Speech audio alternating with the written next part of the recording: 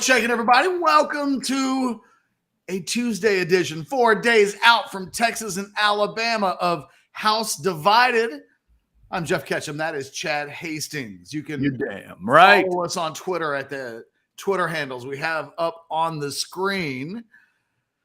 Oh, hit that like button, subscribe to the channel, get notifications, do all of those things. We have a fun show planned for you today.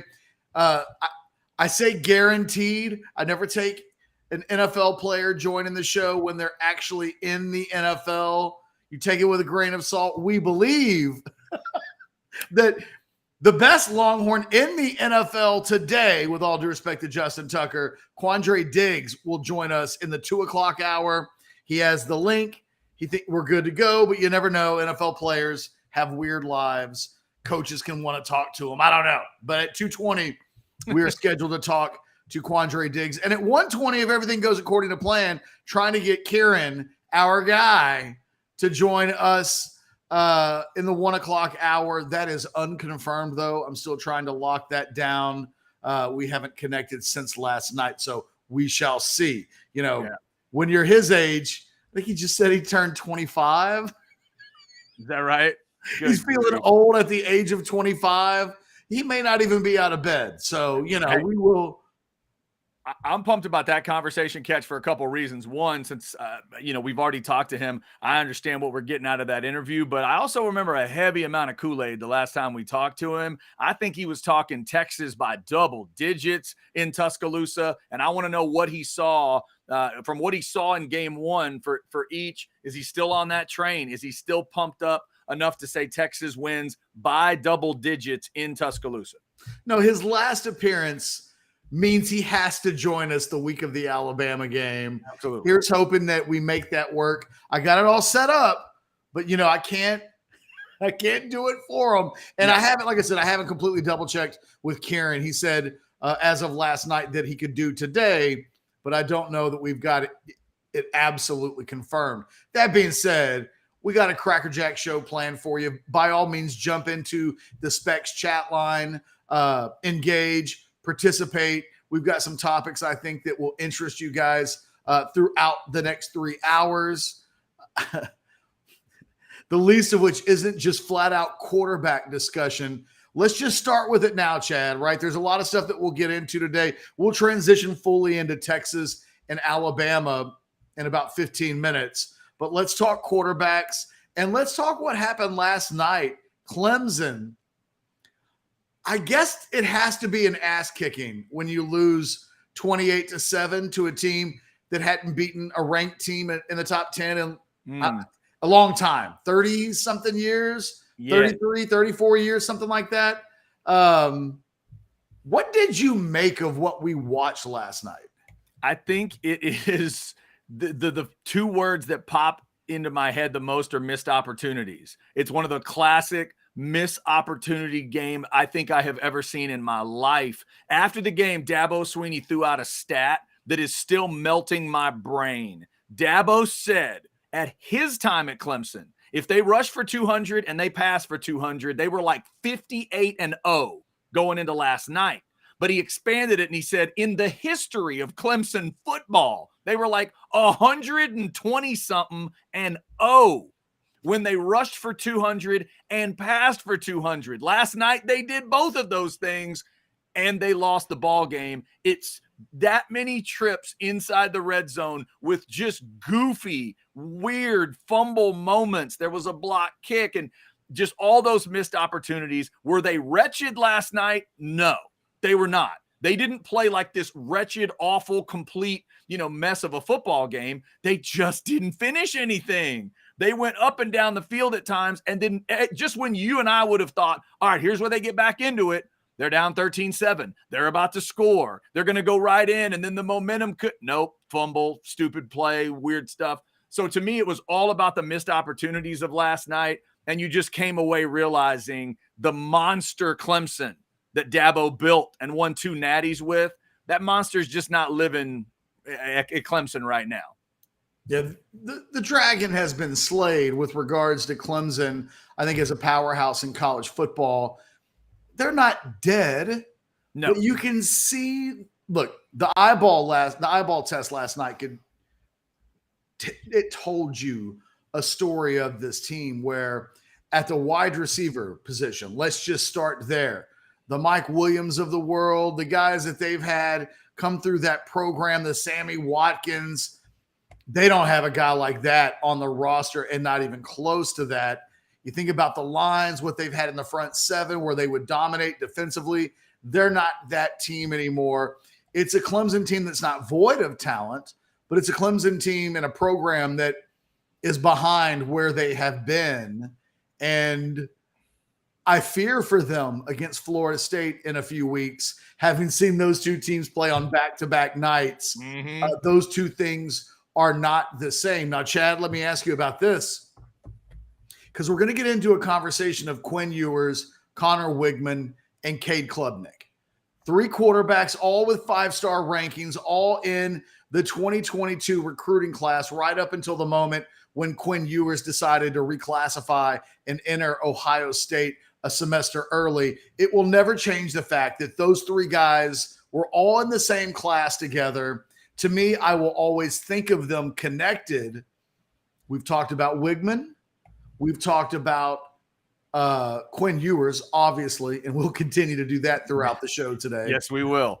By the way, Blake, I forgot to tell you this before the show. If you could have the 2 passing charts of Ewers, the one from game 1 and then the one from last weekend, Friday, when it was basically his 2022 season. We don't need it right now. Just I wanted to give you a heads up.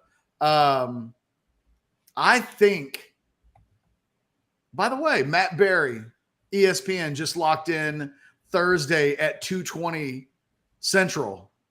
Okay. So Thursday will be Brian Jones 1 o'clock hour, Matt Berry 2 o'clock hour. Have some of that. Could be nice. That'll Could be be nice. That's the type of show I want to have leading in 2 days to Texas and Alabama. But back to Klubnik. I think my opinion is going to be different than a lot of people's opinion. What did you think of Cade Klubnik last night?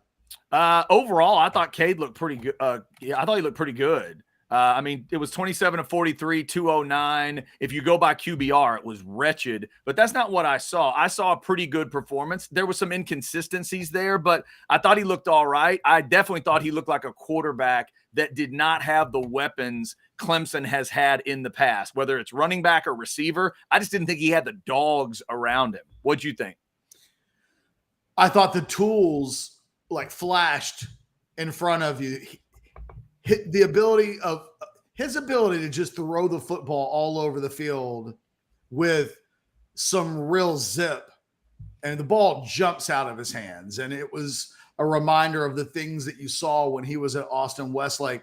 You know, he gives you running ability. He's a tough kid. I think it's ironic that the game will be defined by the 4th down run where he's about a half yard short and he decides to slide instead of put his shoulder down. It's not like he's afraid to put his shoulder down and take a lick or deliver a lick. In that moment, it was weird to see that happen to him, given that throughout the rest of the game, he kind of threw his body around with reckless abandon. So he looked like a quarterback making his first start of his sophomore season or his second year in college. And quite frankly, we're going to compare Ewers and Weigman and Klubnik throughout their careers, throughout this season. But I thought the one thing that all 3 of them had in common was they all looked like guys that were young players. You can still see that they're in the early stages of their development. Maybe Klubnik more than Ewers and Weigman, but maybe also because he's surrounded by a roster that's not nearly as talented as the one that Ewers and Weigman are playing with. No, I think you're right. Yeah, I think that's absolutely fair as to what he's dealing with. I agree with you. I mean, I thought you see some of those throws. You saw something. I mean, the interception was a tip kind of crazy interception for him. I didn't think there were just big glaring, huge, massive mistakes for him. Interesting on the ruling on that slide too. If everybody followed the logic on that, that's an interesting football moment. He slides and they call targeting, but because he slides, the play's dead. So we're going to put the targeting on the opposite side of it, and they don't get the first down. I think it's the right way to do it, but it was like they had to be walked through it. Like if you're Dabo at that point, you're thinking, good God, it really is not our night, at Clemson. By the way, Ketch, before we get too deep into the quarterback conversation, we had a chat come in that I think is going to put you right on a tee. I want you to talk about this real quick, but look at this chat we got early from the conversation we had. Michael, it's also a reminder how ridiculous Dabo's refusal to use the portal is. Well, and we're going to get into some conversation about that because I think not at this moment, Michael, because we'll lose our way if we go too deep into that right now. We're planning on returning to that, though, before the show is over. And you're exactly right. Yeah. One of the things that happened this weekend, speaking of blinking signs, the importance of the portal, the aftermath of a weekend where the two most important wins or the two most prominent wins of the entire weekend, Colorado beating TCU and Florida State beating LSU, built on the backs of nonstop portal work. Those teams are images of what you can potentially do in the portal if you weaponize it correctly. And Dabo's refusal to engage has turned him into a dinosaur almost overnight. And it was really hard to watch last night's game and not think, boy, Dabo, you really could use a little bit of help at receiver, maybe through the portal. I mean, Klubnik was throwing the ball to guys and they were just dropping it. And they weren't even really getting open against Duke players. There's a void of talent at Clemson right now. And you know what? That can't be fixed overnight. That is a program that probably is going to have a little bit of a hard season. No matter how well Klubnik plays, there are real limitations on that offense. It's like Klubnik and Will Shipley and some Jags. Yeah, no, it's going to be a weird thing to watch, but I thought that was interesting to throw that out. We will get into that today, but you brought up that point in the pre-show meeting that he is one of those guys. Dabo has he really has thumbed his nose at the two biggest things going on right now in college football off the field, NIL and the transfer portal. He's really just like fought against both of them. And what you saw last night was interesting. Back to Klubnik, though, in this Klubnik discussion. So one of the things we can throw out today, Ketch, maybe it's for the chat and the folks just to think about, is you said it to me yesterday. How would you rank these three quarterbacks based on where you see them right now? Like my eyeball test today with everything that's around them, could I make the argument for Weigman, Ewers, Klubnik? I mean, I think you can.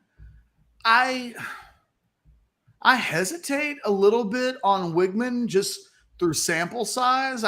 Whatever Quinn Ewers isn't, he did have that performance against Alabama for a quarter, and he did beat Oklahoma 49-0. But Weigman had the big game against LSU at the end of the season that they win that game. He was the quarterback for that game. So you'd still go Ewers. Would you go Ewers, Weigman, Klubnik, or would you put Cade second? Well, here's the thing. And no, I wouldn't put Cade second. Okay. Partly because that was only his second start last night.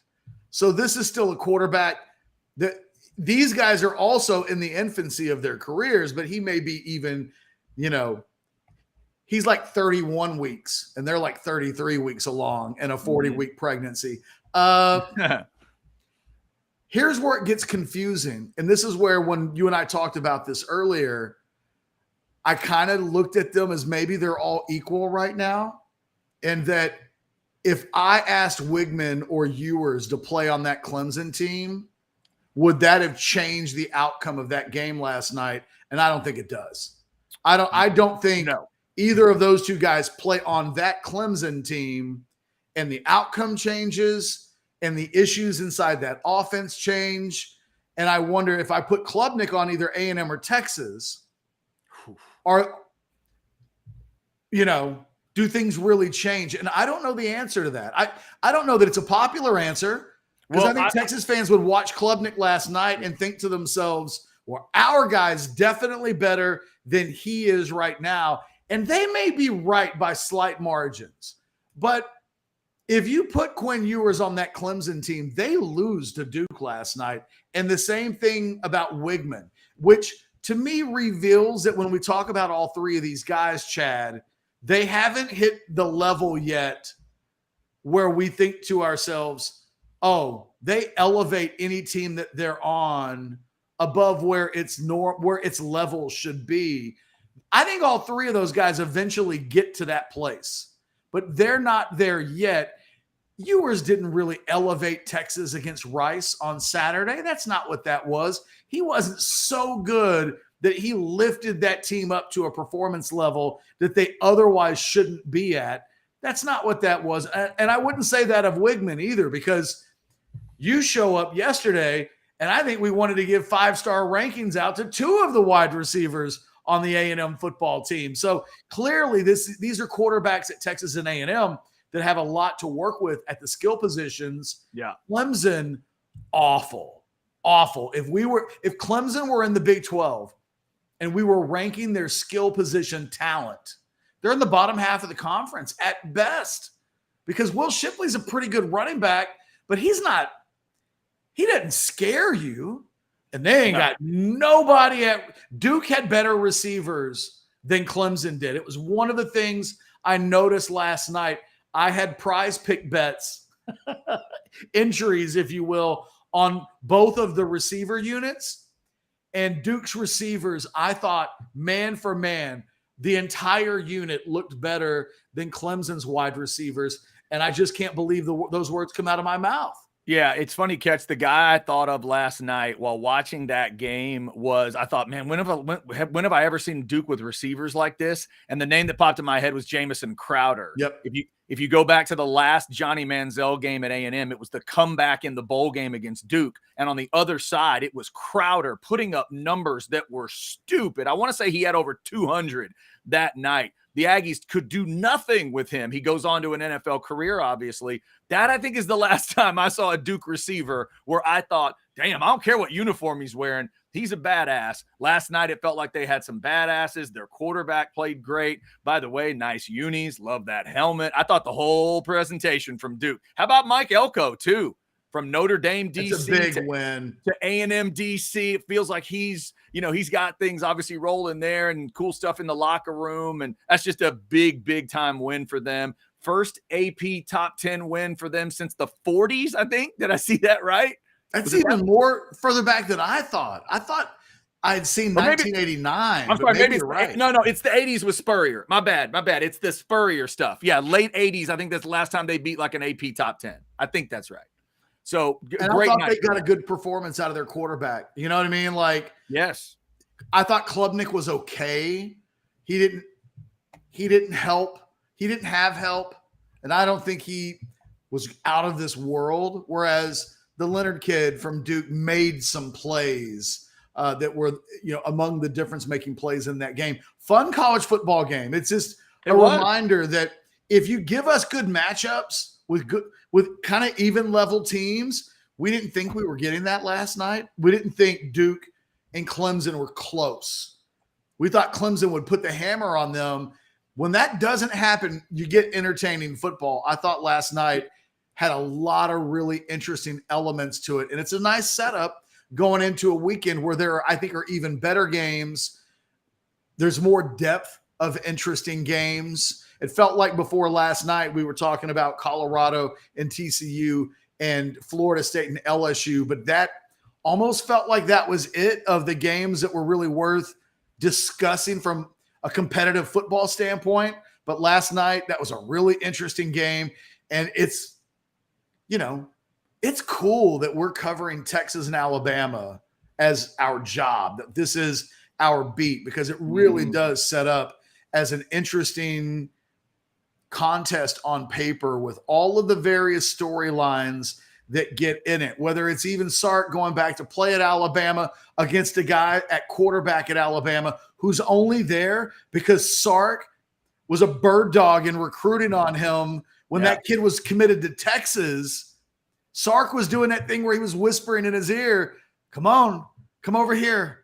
Flip over to the good guys, and I'll be your coach, and you're wanted here. And then he does that, and then Sarkisian leaves to take the Texas job, and that's just one element of a game that's going to be really interesting in 4 days from now.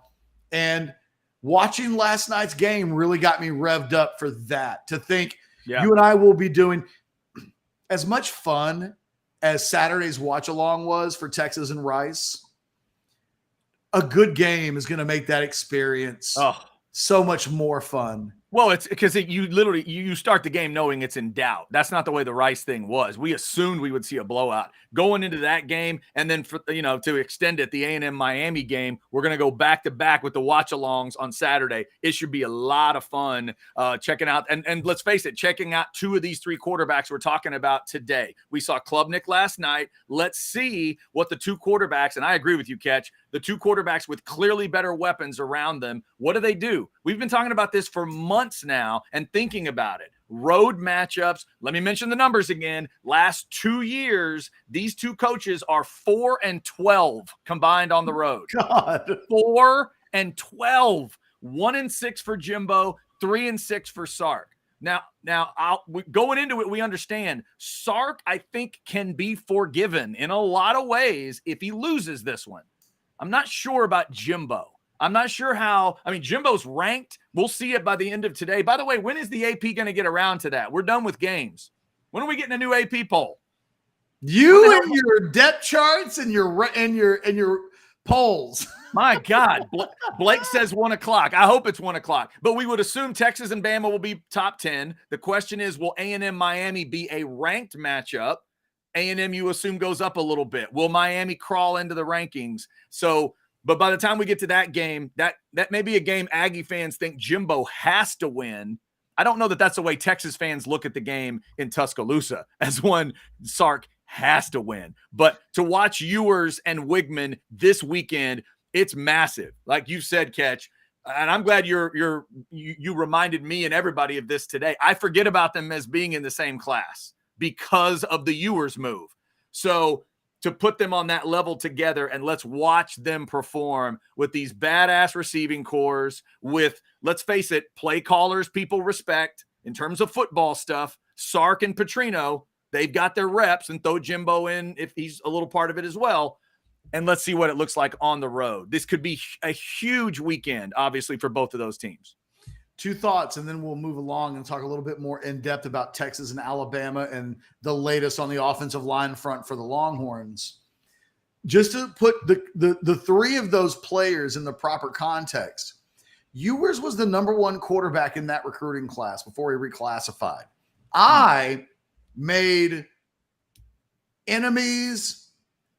People thought I was a clown for suggesting that Klubnik was a better prospect than Ewers.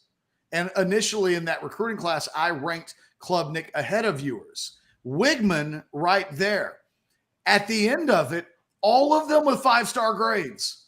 Klubnik ends up being the number one ranked quarterback in the Rivals.com recruiting classes, but that's because Ewers reclassified. If Ewers doesn't give up his senior year to go waste a semester at Ohio State, and let's keep it real, that's what happened.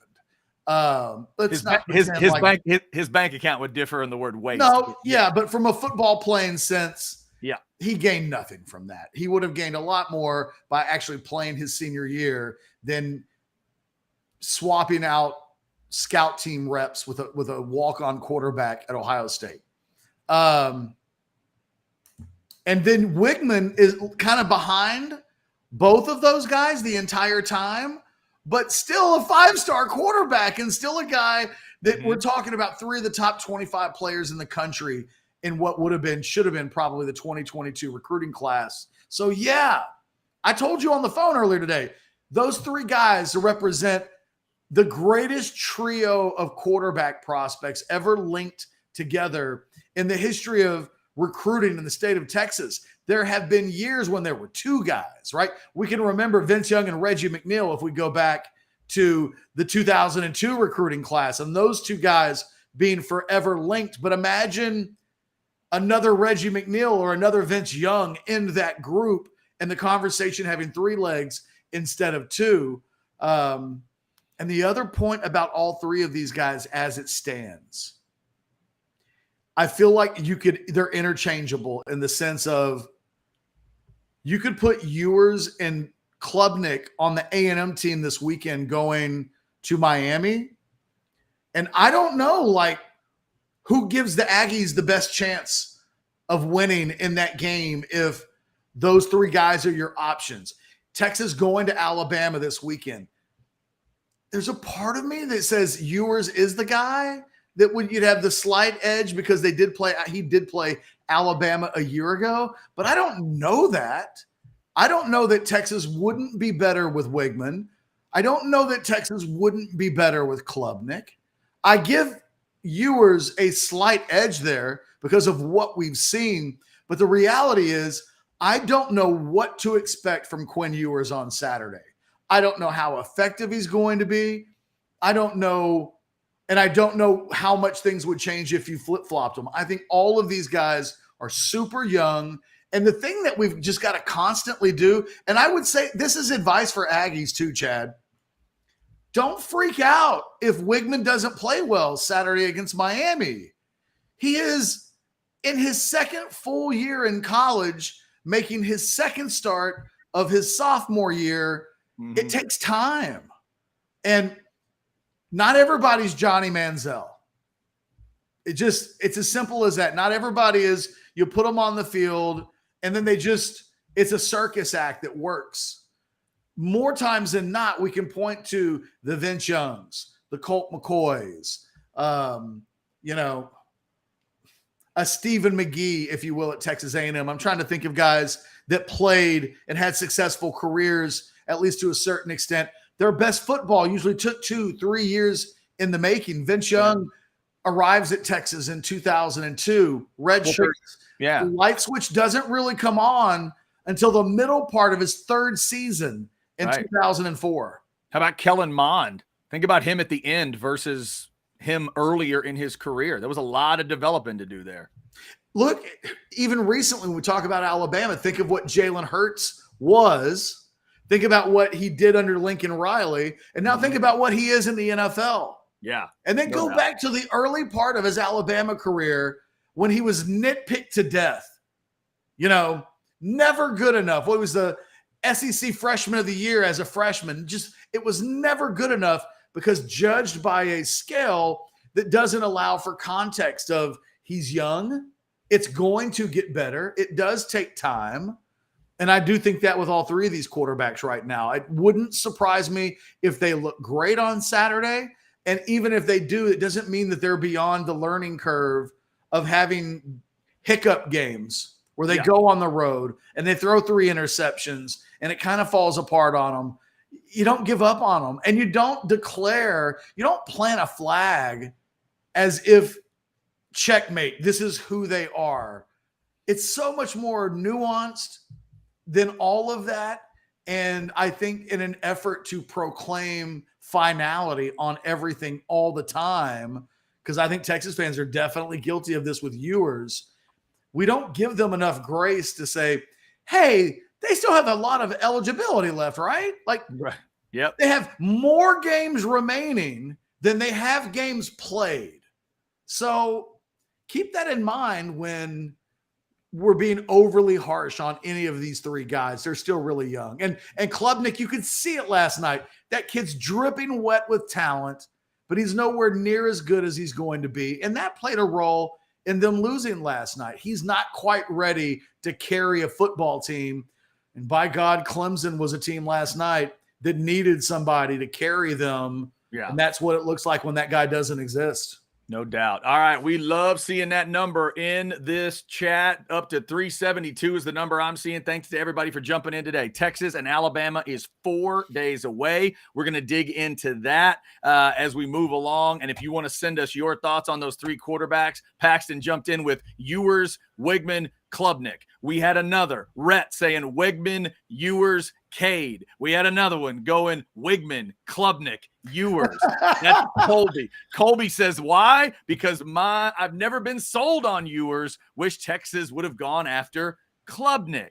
See, that's the kind of conversation that we're having today. So if you want to rank those three guys, let us know kind of where you are. As Ketch told you earlier, we got 2 guests we are hoping today. Kieran at 120. We're trying to lock that down. He I believe it was Texas by double figures last time we talked to him. We'll see how excited he is about it now. Massive Texas fan, massive college football fan. And then at 220, one of the coolest athletes that we ever get to talk to ever in the business, certainly in the business of dealing with Texas, and it's Quandre Diggs. Cross your fingers. He is obviously a current Seattle Seahawk. The man's getting ready for a game. They host the Rams to start the season this weekend. We're hoping to talk to Q Diggs at 2:20. And today at 2, Ketch, I'm always excited about the crab bag, but I'm so excited about today. Thanks to a chatter yesterday who said, Nick Saban's never lost a night game at home since he started at Alabama.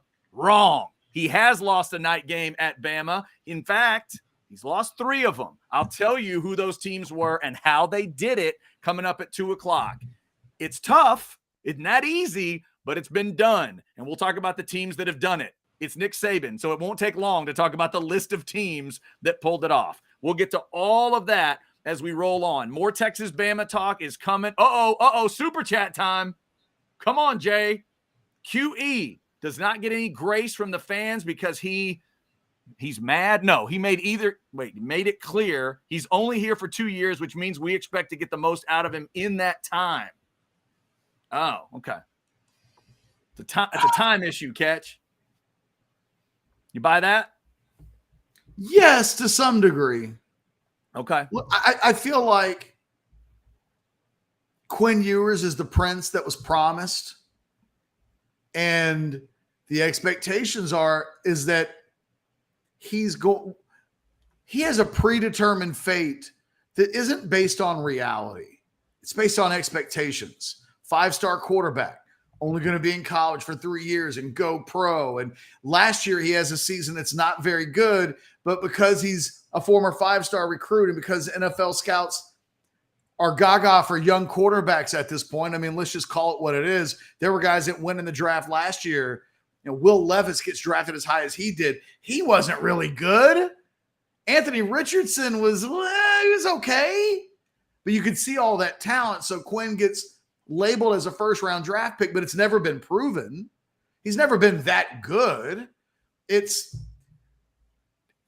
He's hit with these labels that have created a narrative around him that are real. I think Jay's not wrong to say he's being judged against this idea of what he's supposed to be in these 2 years. And so the normal rules don't apply. And you know what? To that point, Chad, I haven't heard anybody say that Cade Klubnik is only going to be at Clemson for like 15 minutes. Right. I haven't heard anybody say that Connor Weigman, because, that Connor Weigman will play out this year and then next year, and then he's gone.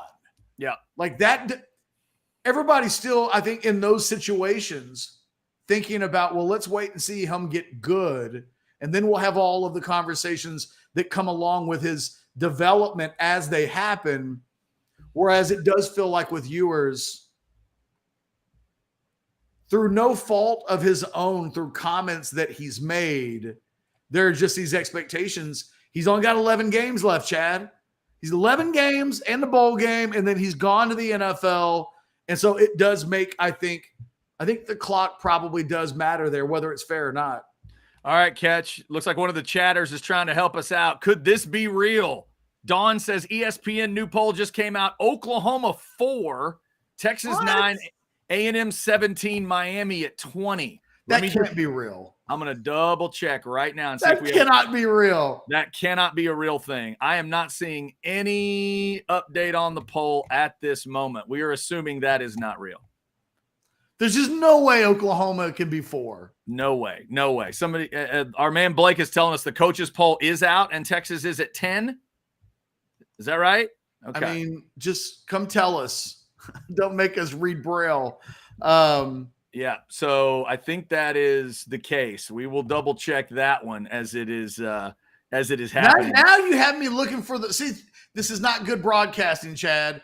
We're like looking for something that we can't get our hands on. How dare you? It is good broadcasting because we're trying to see if it's a top 10 matchup in Tuscaloosa and if the Aggies are in if they're in a ranked matchup or not. That's what I want to know. You are this arbitrary.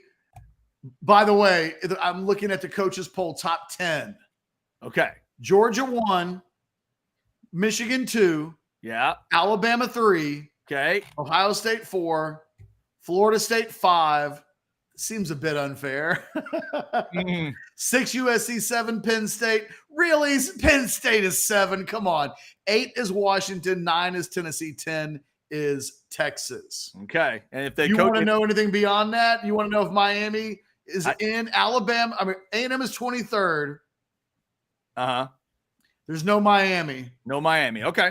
So that's going to be one of those games that obviously, the A&M's, I think that's a 3 or 4 point line. The Aggies are favored. They're going to be expected to go in and get that win. Obviously, Texas is in a little bit of a different situation going to Tuscaloosa. So Clemson is 21.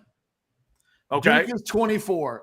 All right. Wow. There you go. Clemson's still slightly ahead of Duke. Come on, coaches. Yep. No. And for those, maybe they thought OSU was OU. Oklahoma is 17. Okay, 17. All right, maybe they must have mixed that up. All right, there you go. All right, so the coaches poll, AP poll, will be out by the end of today, and we'll know a little bit more about the matchups and what it will look like. We will continue to get into the latest with Texas and Alabama. There's injury stuff to talk about, health stuff to talk about on both sides of it. Keep those chats coming in, and again, we're crawling up towards 400 folks in the show right now. Thank you so much for liking the channel, subscribing, getting your notifications so you know everything that's going on with Orangebloods live. Right now, I'm going to give Ketch a little breather so I can talk about my breathing, your breathing, and all of our breathing with sinus and snoring specialists. This is one of the coolest things I get to talk about because it is one of the best decisions I've ever made in my life, ever. 2017. I find out about sinus and snoring specialists and Dr. Slaughter. I go in, I meet the guy, and start finding out what they're all about. He called me a mouth breather when he met me. Literally, not like a figurative thing, because he just noticed I was breathing too much through my mouth and not through my nose. He was able to show me that I was blocked, like 85% blocked in my nasal passages. You want to scan that code? Thank you for scanning that QR code. Because again, this is about your health. I found out how blocked up I was. I wasn't sleeping good. I was snoring like crazy because I couldn't get in the air. So with sinus and snoring specialists, I had the balloon sinuplasty procedure, state-of-the-art, cutting-edge stuff. This is the very latest in ear, nose, and throat stuff with Dr. Slaughter. You go in there. He meets you in the first consultation. He'll walk you through all the stuff that they've got, all the different things they can do. And they did multiple things with me. It wasn't just about, we'll do this, and then you're gone. Good luck. No, they kept up with it. They'll send you home with a sleep test. You sleep in your own bed, whatever position you want. They use that data to figure out exactly what's going on with you, and they dial those numbers in like they want. It's different for different people. I know people that are married to their CPAP machine. But it doesn't have to be that. I don't do a CPAP machine every night, but I sleep like a baby. Check out Sinus and Snoring Specialists. They have been a great partner of mine for a long, long time, and I'm so happy to tell you about them here on Orangebloods Live. Sinus and Snoring Specialists, sinussnoringent.com. You can obviously scan that code. Feel clear, rested, and healthy with Sinus and Snoring Specialists. All right. My wife was complaining about my snoring last night. Hey, we may need to get you in there. I listened to you, and now I'm very self-conscious. It's like, do I have 80%? Am I a mouth breather? Dude, it was a weird insult to hear, and I thought, did he just call me? But it was legit, and he walked me through kind of what that is. And now, Ketch, I'm telling you, I sleep so well. And my wife told me the difference right away. There's only now some rare circumstances where I might snore. She'll say, hey, if you get on your back and you've been drinking a little bit, I can hear a little. Otherwise, she doesn't hear me anymore. And we are in the process of trying to get my wife's situation figured out too. She's one of those people that really didn't respond well to a CPAP. So we're trying to figure out what works best for her. And they'll do the same with you. So shout out to Sinus and Snoring Specialists. It is a busy Tuesday. By the way, Ketch, before we get to Texas and Bama, I just want to give Isaiah Simmons a message if he's out there. The badass recruit. If you look up here, I got Grambling and LSU ready to roll. That's this weekend in Death Valley.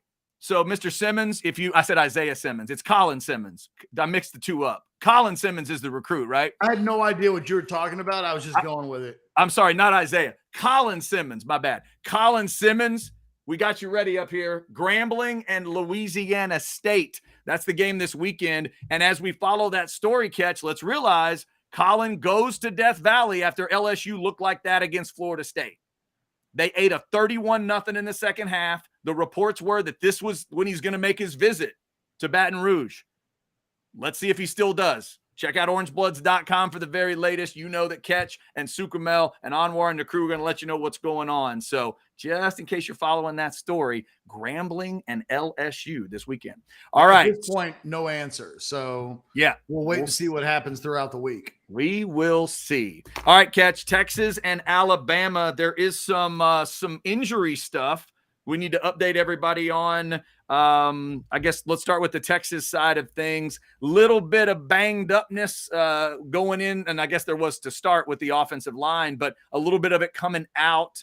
What do we need to know about O-line getting ready for the game? Well, I think the availability for DJ Campbell is a little bit in doubt right now.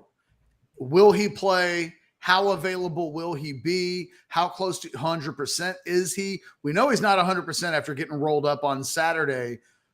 Cole Hudson, who started most of last season at right guard in front of DJ Campbell, running with the first team yesterday, may be in line to get the start, but he's not 100%. He didn't play on Saturday against Rice because he was banged up. So both of the options that the Longhorns have at right guard right now, less than 100%. I don't know that if you added both of them up together, whether or not you would have a plus player. You've got a little bit like the quarterback play that we've just been describing. Hey, guess what? Offensive linemen who are one game deep into their second years on campus sometimes aren't anywhere near as good as they'll be when they're upperclassmen in a few years. Not everybody's Kelvin Banks. Both of those guys right now, less than 100%. I think it remains to be seen exactly what things will look like by Thursday, when I think the team will want to have a pretty good idea of who the guy is. I think the smart money might be Cole Hudson right now. But I don't know that the smart money is good money. That is an alarming area if you're the Texas Longhorns. It's a problematic position right now. I don't think they definitely don't have any really good experience there. They've got young experience, and they've got two young guys that aren't yet plus players. It's going to go right into the teeth of what Alabama thinks or believes its strength is on defense. And that area for Texas is just going to have to be so much better on Saturday than they were last Saturday. And I'm not expecting that. I think that's going to be a problem area against Alabama the way that it was against Rice.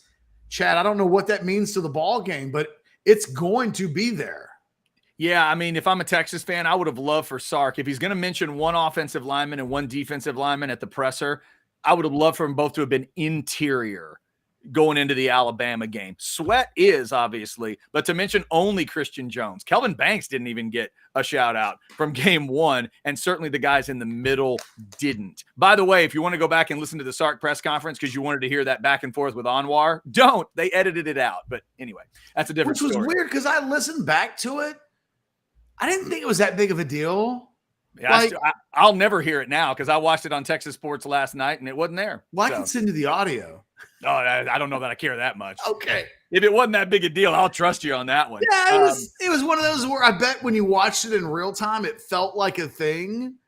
But in retrospect, it was like, yeah. And for that big of a deal. And for those people that would describe Sark as somehow salty or irritable yesterday, didn't get that at all. I didn't think so either. Yeah, at all. Even if you had sent me that sound or I'd heard it, he didn't give that feel. And I didn't think he was that way at all. But the fact that he only mentioned Christian Jones back to that offensive line, that is concerning, I think. And yeah, I mean, we saw it, Ketch. So it's the compounded problem. It's that it was an issue. And now we're talking about guys maybe banged up. If you go to Tuscaloosa with a banged up guy coming back at right guard and the guy that would be in there otherwise, he's banged up to the point where maybe he doesn't play at all, man, that's a tough spot. That's right in Ewers' face. That's right where you're going to want to try to get some run plays going with those guys. You're really going to have to figure some things out, and have everybody else helping out with that offensive line once you get into the game. That's just rough. Well, it's interesting. I was watching ESPN last night.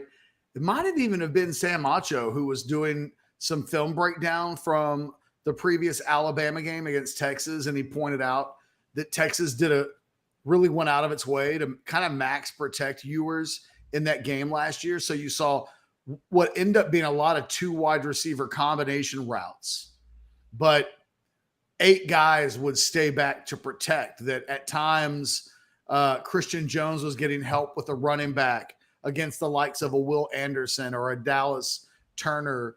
You wonder how much they'll do that in this game. I think on one hand, they probably do need to leave a back. So is this the game, CJ? When we had that conversation, when Sark mentioned a couple of weeks ago, the running backs that he trusted in pass protection, let's go through those again, right? Yeah, that's a great point. Because we noted that CJ Baxter was in the group. He mentions Baxter, he mentions Jonathan Brooks, and he mentions Keelan Robinson, right? Those were the 3. Yes. Given that I'm just fascinated to see what they do with Baxter, how much would he play in this game? How much did he participate in practice yesterday? Being at practice and being a full participant are 2 potentially wildly different things. So when we get to Thursday and Sark talks again, I have to believe there will be a CJ Baxter question that will be centered around specifically how much did he get to participate in practice this week? Yeah. And is this the game where you play a true freshman? Because you're going to need the blocking help.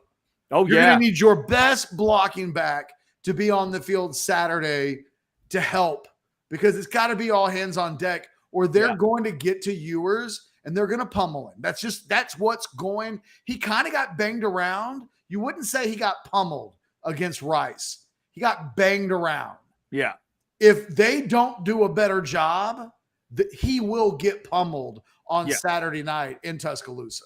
There's no doubt. Sark, by the way, did not call out A.D. Mitchell for that missed block. He addressed the play and said that they needed to deal with it. But that's the kind of stuff that can't happen either. Free runners, free guys, a guy like A.D. with as much experience he's got picking up all that stuff. The receivers, the running backs, just everything's got to be blocked so well to go into this game. That's going to be huge. The other thing, I don't know how huge this is, Ketch, but just real quick on the Bama side, they've got 2 defensive backs they're calling it day to day, but both, if you tuned out of that game, it's understandable that it was 56-7, but Malachi Moore and Jalen Key both were came out of the game left with undisclosed injuries. They're not even saying exactly what those injuries are. And maybe when we talk to a couple Alabama people this week, which we are going to do, maybe we'll find out exactly what's being said about these injuries, what type of injuries. But those are 2 defensive backs that they would love to have in the game, especially Moore.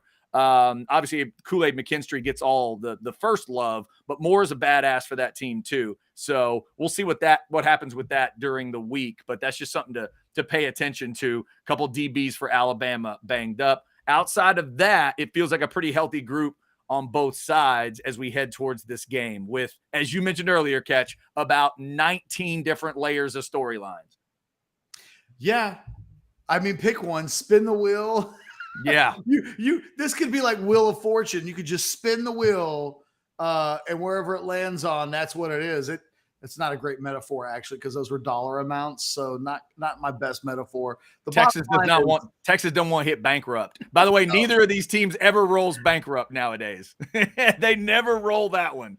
I think that, let me ask you this. Yeah. The most concerning thing for you from a Texas standpoint of all of the things that Sarkisian and his coaching staff can be concerned about this week, for you is easily the offensive line? Oh, yeah. Blocking. Absolutely. Can you block and can you tackle are the first 2 questions I want to know when you're facing anybody in the SEC, but certainly when you're facing Bama. If you can't block and tackle, Saban's going to show it quick. I'll keep saying it. Truth serum's coming. The truth is coming on Saturday night, one way or the other. That would concern me above everything else. Because Ketch, if that doesn't happen, where's the rest of it? If that doesn't happen, if Baxter's completely healthy, who cares if he can't block? Baxter, Brooks, hey, this is one where Jaden Blue, I think. What if they can't block for him? It's not going to matter. If they can't block for Ewers, it's not going to matter. For Sanders getting open, for the Whittington routes we're going to call for all that stuff, for Xavier Worthy, for taking your deep shots that we know you're going to take, even though you probably shouldn't take that many. All of it is predicated on blocking. And to me, we'll get into these games where Nick has lost at home. I will argue that in every case, a team went into Tuscaloosa and they blocked the hell out of Alabama. That's one of the very first things you have to do. So that would be my biggest concern. Absolutely. Middle of the Texas offensive line is where my eyes will be focused from the very first offensive snap to the end of the ball game. If you see that Crimson Wall pushing them, duck, because that's really bad. So my question, I guess, then turns into, because in my head, I don't think Texas can protect. I think they're gonna. I think Alabama is aggressively going to attack the interior of that offensive line the same way that Rice did. And so, what did Texas do? Well, Texas added a little bit of RPO in that, and it works in the third quarter. They changed up slightly what they were doing offensively, but that was against Rice. My concern for Texas is, what we know what Middle Tennessee State did. They got the ball out of the quarterback's hands as fast as possible at Alabama. Now, how effective was that? Well, they didn't get to the quarterback, but they also didn't get to a lot of points. We know that Sarkisian wants to take shots. We know that he wants to apply pressure on the defense. In order to do that, you've got to have time. You've got to have receivers have to get down the field. So it feels like in order for him to do what he really wants to do, he's got to take risks. And he's got to take risks and trust that offensive line. And I just wonder if the answer isn't do what Middle Tennessee State did, get the ball out of his hands quickly and throw it short to Worthy and Whittington and Mitchell and try to let those guys make plays. I think the more risky they get, the riskier they get in terms of dropping Ewers back and needing 2.5 seconds for a play to develop is playing with fire. Because whatever Rice did, Alabama will do it better. They'll get there faster. It will, I wonder, there's a conflict of what I think Texas wants to do with what might be the best thing to do. And it's one of the things on Saturday that becomes really fascinating to watch unfold. Can Texas impose its will? Because I think we know what Sark would like to do, but we don't know if they can run the ball, and we don't know if they'll have enough time to give Quinn Ewers an opportunity to even try to throw the ball down the field into areas that can lead to the type of plays that Sarkisian once created. Maybe you pull that off, but what's the risk percentage there of dropping back and Ewers taking hits and Ewers potentially making big plays the other direction because of the pressure that I think is going to be coming right into his face. And I think that's the pressure that Ewers struggles with the most. Mm-hmm. If it's coming from the left or the right, I think he's got such a quick release that a lot of times and you know that Texas's outside protection is the strength of its pass protection. That Jones on the right side and Banks on the left side, they did a good job against those Alabama ends a year ago. But those guys are going to make their plays. You're going to feel them throughout the game, even if they're dealt with the overwhelming majority of the time. I think Alabama's going to bring pressure with their linebackers. I think we may see an occasional safety corner blitz, but I think they're going to try to send that traffic up the middle of the field, stunts with the ends and the tackles, and trying to get the Texas offensive linemen confused with regards to when to give up a player and trust that he's picked up because you got to, by all means, maintain your lane integrity, so that if you don't pass that guy along and you hold on, I think Alabama's going to try to bring pressure right behind it. They're just going to try to test this young offensive line. And it's not young everywhere, but it's young enough and right there in the middle. And it hasn't proven to be good.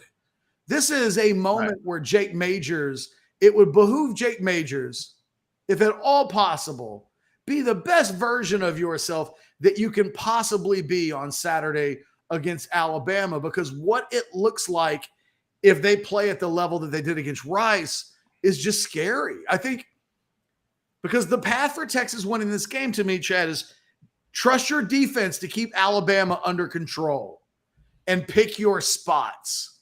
Mm-hmm. But you can't really pick your spots if bad things are happening. And I think telling Sark to be conservative and don't make mistakes, that just does not jive. It doesn't intertwine with what we know he really wants to do. He wants to be all gas, no brakes. And I just don't know if this is the game for that. Yeah, that's a fascinating question of how he wants to attack it, because I would always tell him he's got to lean on his creativity. Don't go into a shell, but he knows some of the things he needs to do. He needs to run, but he's got to do it creatively. I think he needs to continue to be creative. That's the only way. I don't think he's going to beat Nick Saban in a conservative sort of vanilla mindset. By the way, shout out to Specs and the chat line. Remember, specsonline.com. If you are having a crazy week and you don't have time to get out and get all stocked up for your watch party, specsonline.com. They can get you set up. Wine, spirits, finer foods. You know about Specs. They've been around since 1962. Perspective. When Specs opened their doors, Texas did not have any national titles in football. That's a long time ago. That's a long time ago. Elias makes a completely fair point. This is the same offensive line that played against Alabama last year, and they did great. I don't know that I would say they did great. I mean, they got their quarterback killed. I mean, that game changed because on one play. Because they missed that guy. One time. Yeah. And so that guy's back, by the way. They did great. They lost their starting quarterback. It's like I said, look, I think they'll block Dallas Turner really well Saturday. I would hope. But his fingerprints are going to be on this game at some point. Yeah. No, that part of it's going to be a massive thing to watch. I think the other thing for me, Ketch, watching Bama these last few years and watching teams trying to go in there and win, I think you do have to hit them in the face in some way early. Let them know you can be physical. Let them know there's and Sark said it this week. They asked him, what do you think is an SEC team? Give me the ingredients. He said, coaching, physicality, and speed on the outside. And I agree with him on all levels. But specifically the physical part, that second thing he mentioned, show them some kind of physicality early on. And again, I don't think that means 2 tight ends and turn and run the ball. I just think you got to have some kind of punch ready early on in that ball game. I'll give you a play right now, Ketch, from the Rice game that I would try a version of. That little throwback pass to Jonathan Brooks for the touchdown, something like that. A play that is designed to take the defense, to take advantage of a defense's speed and crank it all the way back around. Using a play like that early on in the game, I think could be big for Texas. Who do you trust? It's like, so from a running back snap percentage, let's just start there.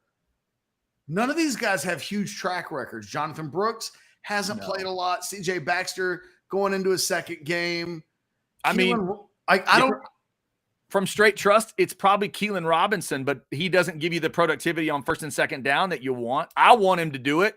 I've been trying to get him to get more of those normal carries, but I think Sark would tell me, like, no, Chad, stop it. He's an outside guy. He's a third down guy. He's this, he's that. He's special teams. So I don't know that he can ultimately be that guy, but from the experience standpoint, and can you go pick up a blitz and those kind of things, it's Keelan, isn't it? Of those 4? Yeah, but if he's on the field, what am I saying about what I'm doing with the rest of my offense? That's the thing. Right. Let's start here. You're telling Bama you're who do we throwing the trust ball. to run the football? Because on Saturday against Rice, Keelan Robinson didn't get a touch until 7 minutes to go in the second quarter. Yeah. Well, So, I'll put it this way. We've learned that this crew does not really trust Jonathan Brooks to get those big carries. So I think the answer is Baxter, if he's healthy. The answer is Baxter. They don't fully trust Brooks to be that guy. They haven't shown us that yet, right? I love the idea of the fearlessness of it all. By God, just Baxter's the best guy. He's the first guy we had on the field on Saturday. Right. We're just going to play our best guy. That's the way I'd go. Why not? Because it's Alabama in Tuscaloosa, and he's played a total of 10 snaps in his career. Okay. That's fair, but I would also say then why start in Tuscaloosa by handing it to the guy you didn't trust in San Antonio? Touche. Right? I'm asking you what may be a rhetorical question. Now, the coaches may have the answer, and it might not be rhetorical from them, right? Where they'll say, we're going to play Baxter, and that's the answer. But I'm asking you the question from a sense of what's the right answer, and it's hard. I mean, right. It is part of, for Texas to win this game, they're going to have to overcome some circumstances that are very uncomfortable in this game, almost all of them on offense. We're not even really at this point talking about the Texas defense being pressured by the Alabama offense. I tell you what, maybe that's something that we revisit. It is the top of the hour. Why don't we jump into some buy or sell? We will do that. Also, we're hearing vicious rumors that the AP poll might be out. But by the end of, I'm not going to get distracted. By the end of today, it will be out. I can get highly distracted by these things, so I am not going to be the dog in up. I am going to try to stay focused. All right, it is buy or sell time. By the way, do we have a Kieran update for 120? Any shot at that? I'm thinking it's not going to happen. I have not received confirmation at this point. Okay. By the way, I can't tell you the new AP poll is out. Texas is 11. A&M is 23. No Miami. So it will be 3 versus 11. Hey, there we go. That is absolute garbage. How in the world did that happen? How in the world could they not sneak Texas into the top 10? Let me see who's above them. Tennessee. Why not put Texas 9? Who did Tennessee just beat? Well, it was Virginia. Okay. I mean, at this point, you're arguing Texas for the matchup, not for anything that they've actually done. Washington looked damn good. Penn State, US, yeah, I guess. Florida State all the way up. Penn State is the team in the top 10 right now that makes me go, are they real? Like, are the other teams I can see belonging? I have some doubts about Mr. Franklin's Penn State Nittany Lions. Yeah. So, yeah, the message is clear here from the AP voters. Texas and Texas A&M did nothing to gain any ground. Now go prove it on the road. I like it because these matchups are all about that. All right, Ketch, you want to go first or second on buy or sell? I'll go first today. Hit it. Blake, are we good, by the way? Thumbs up on my questions? I don't see a thumbs up. He says no. Okay. He says thumbs no. Down, actually. Wing it, baby. I did send them 4 minutes ago. That's okay. I'll be looking at your pretty face and everything you're doing. You go right ahead. I did send them 4 minutes ago. Believe me, there was a reason why I segued into buy or sell. It was because I was suddenly ready. Buy or sell number 1, Clemson last night looked like a middle of the pack Big 12 team. Clemson looked like a middle of the pack Big 12 team. And they lost by 3 touchdowns to Duke. They did, but I mean, that game didn't. That was one of those 21-point games. Didn't quite feel that way to me. It felt a little bit closer. I'll sell and they kept fumbling on the 1 yard line. Yeah, I will sell and say just a little bit of. They felt like a sloppy upper middle kind of a Big 12 team to me. So I'm going to slightly sell that. They felt like a pretty damn good team that just didn't finish. They felt like a good Oklahoma State team that disappoints you. That's what they felt like to me. Fair enough. Buy or sell. And I kind of agree with you, but yeah, It was interesting to watch you answer that question and work your way through it. Yes. Buy or sell number 2. Forget about all this equal stuff, right? When we're talking about Weigman, Ewers, and Klubnik, right now, you think Weigman is the best of the trio, and you can explain why.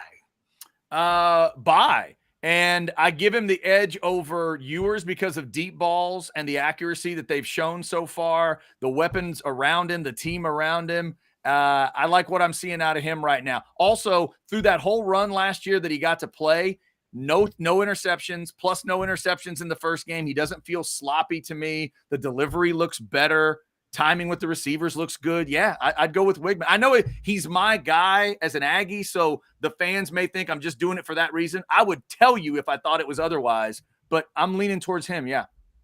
Buy or sell number 3. A&M wins on Saturday in Miami, and the game will be over with 5 minutes to go. Sell. I think it's going to take a closing of the door. I do think the Aggies win, but I think it's going to take, I absolutely hope I'm wrong on this one. But I think it's a win, but I think it's going to be literally decided in the last couple minutes. I think there's going to be a late score that maybe gives A&M a little bit, a cover, maybe up around 10 points, something like that. But I think it's close all the way to the end. All right. Buy or sell number 4.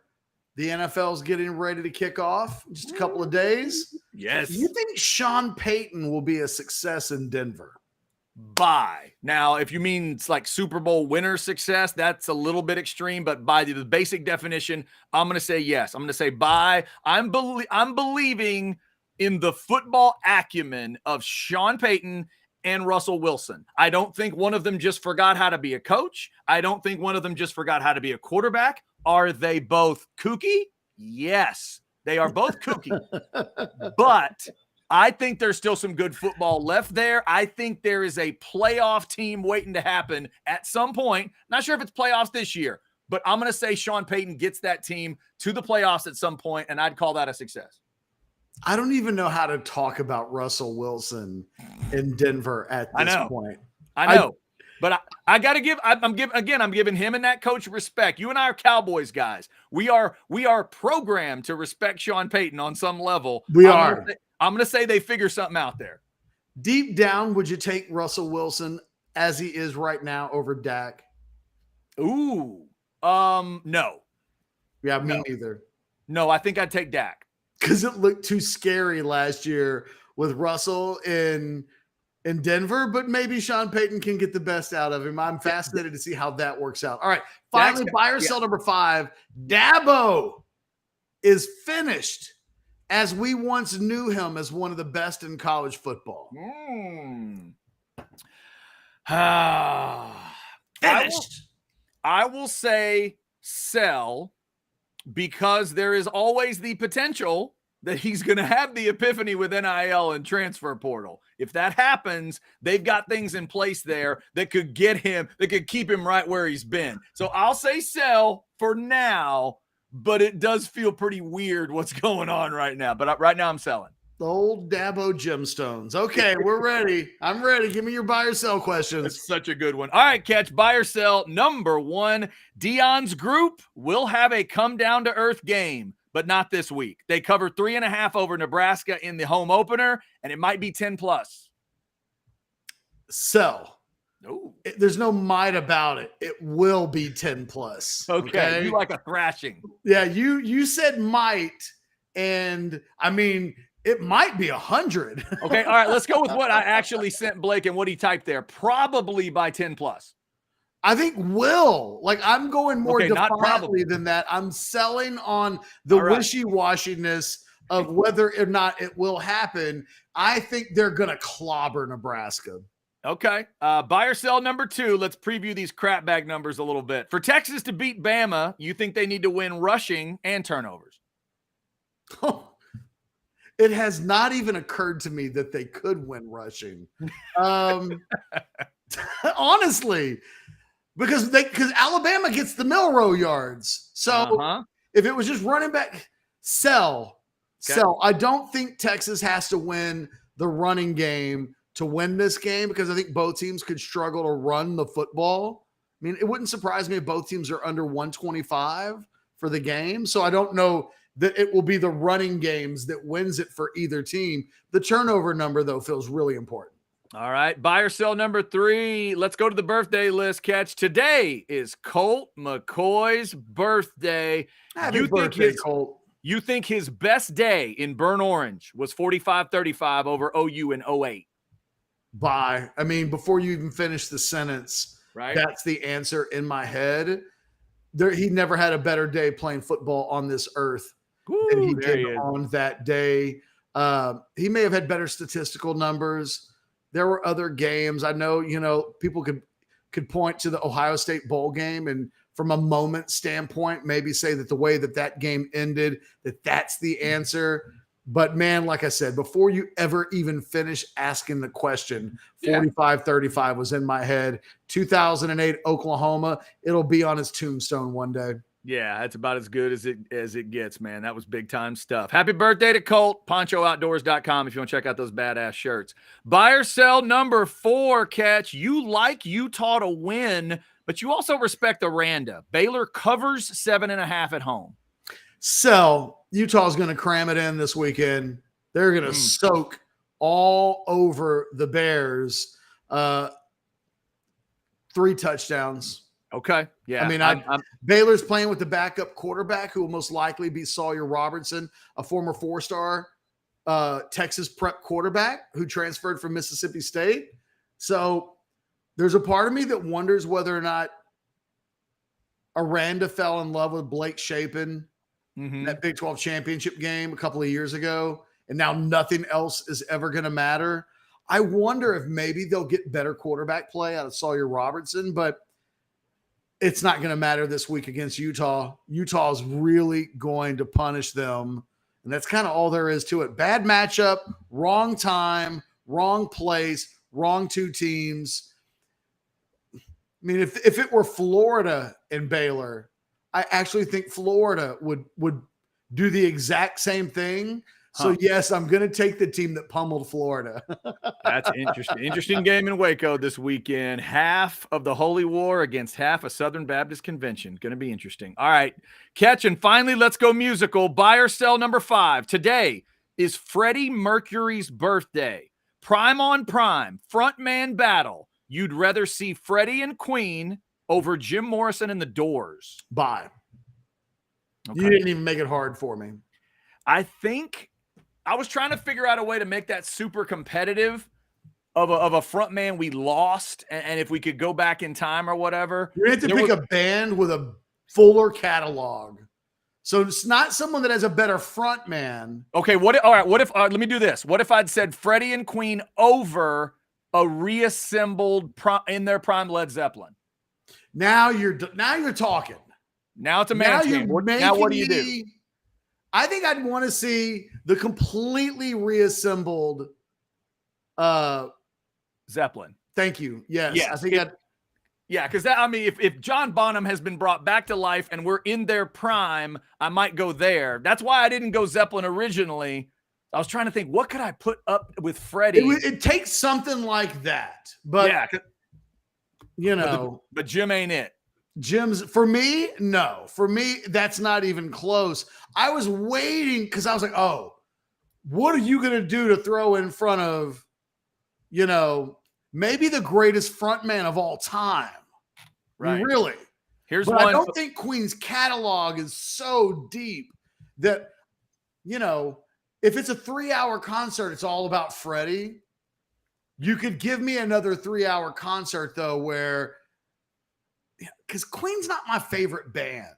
Right. And they're not mine either. Them. Yeah. No, they're not mine either. There's a time in my life I would have picked the Doors, but I think right now I would pick Freddie. Harry says, I saw Queen with Freddie in 77. They were great, but I'd pick the Doors. All Interesting. Right. Depends on, I think there's a classic rock crowd that if you told them they could go back and see Jim Morrison front the Doors, if I could take them to, whatever their place would be, right? One of those famous ones out in Haight-Ashbury in San Francisco or something. Just give them the Troubadour, whatever it would be.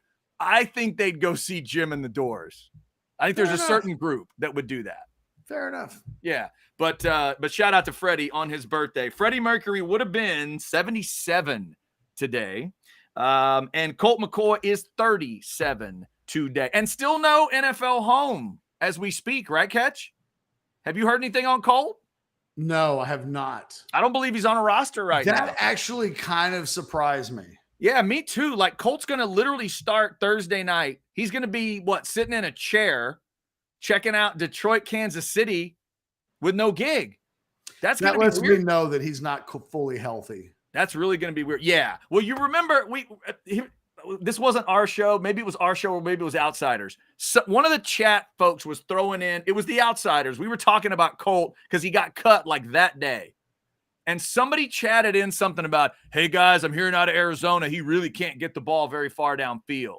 That there's something, it was like an elbow or shoulder or something like that. So we hope Colt's doing all right. And maybe it is a little bit on the mend. But something tells me his days as a backup in the NFL are not quite done. I think he's got a little bit left. Happy birthday to Colt McCoy today. Obviously, Colt in 2008 was a part of one of those buy or sells. Longhorn fans are hoping that Longhorn fans would take 45-35 right now. They take a 10-point win over Alabama. They take any win. Let me ask you this. Over Alabama.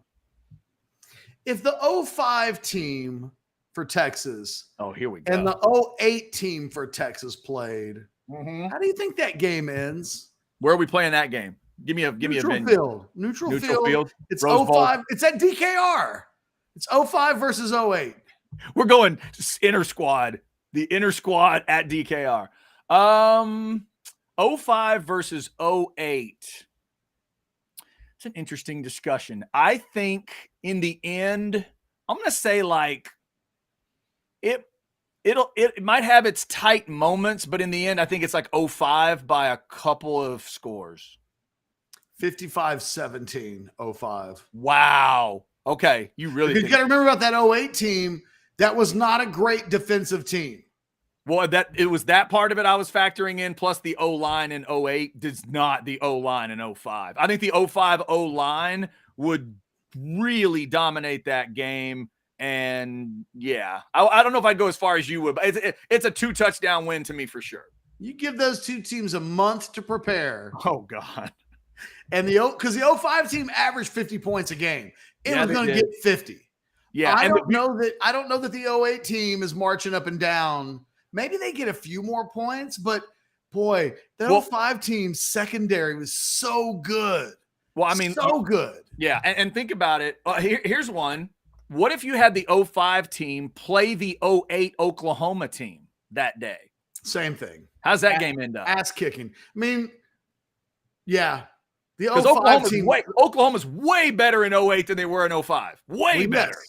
Yeah. But I agree with you on some level. The beauty of that 05 team was you walked in knowing you might need like 45 to be close, but like 52 to probably beat them. And the defense was going to be choking you to death while you were trying to get there. The 08 OU team was not better than the 08 Texas team.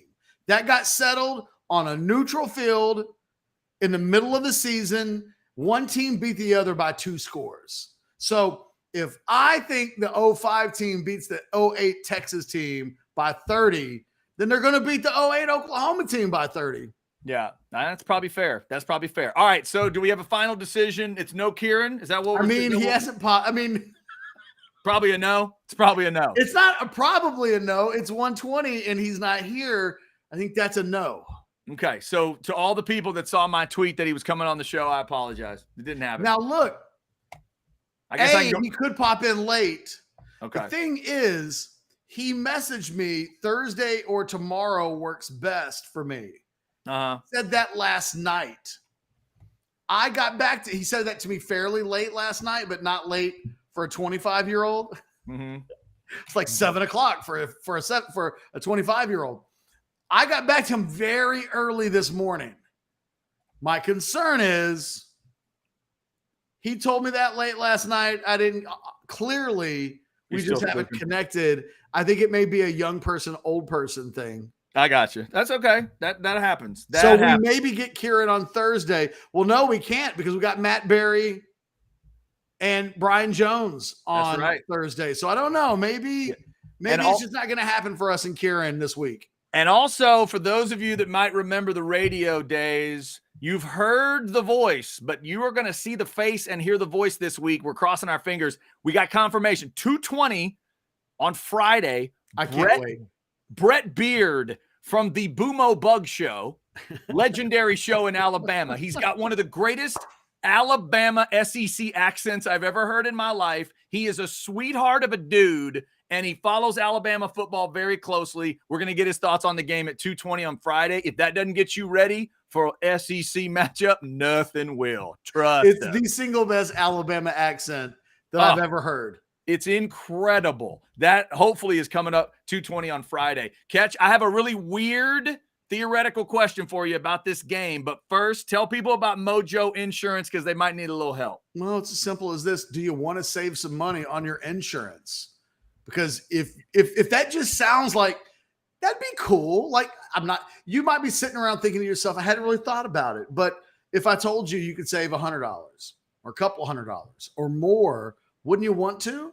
Go to mojoinsurance.com. Let them find out for you. They got a special form on the website, says Orangebloods. Click on that. That'll let them know that you came from either the website or this show, and fill out the information. Let them find out with their over 50 A-rated carriers whether or not they can save you a little bit of money. And if they can, at mojoinsurance.agency, just to be completely clear, it's there on the screen, and you can use that QR code as well. Save some money today. Like, you don't have to do anything other than fill out a form. It feels pretty lazy if you're like, I do want to save some money, but can they just put it in my hands without me having to do anything? No, that's not how it works. You do have to fill out the form so they can check for you. And then you go from there. Mojo Insurance, I don't want to say a longtime sponsor of Orangebloods, but we've been with them now for a while, and we really love the partnership. They're good to us. Let them be good to you. That's it. All right. So, Ketch, here's my weird question for Steve Sarkisian. You ready? If I grab Steve Sarkisian on the way to the field, do you want me to get it's Truth Serum Tuesday. Do you want to ask this question? Do you want me to get the hat? You know what? Is the hat nearby? I mean, it can be nearby in 5 seconds. Okay, give me a 5-second hat grab. Yes. Okay. I'm gonna take a drink of water. You give me a 5-second hat grab because I need some Truth Serum Sark. That's what we're gonna do. We did it last Tuesday. We're gonna have to do it again. Truth Serum Sark. Because I want to know. I've come up with a completely bizarre question for Truth Serum Sark. Let me get the Oda Mae Brown thing going here. Channel it in. Think tan. Think actual hair. All right. On war, you suck. Okay, I'm ready. Here we go. That's your keyword that gets you in. All right. Truth Serum Sark. If I can guarantee you that the fourth quarter will begin with a tie score, would you rather it be 10-all or 31-all?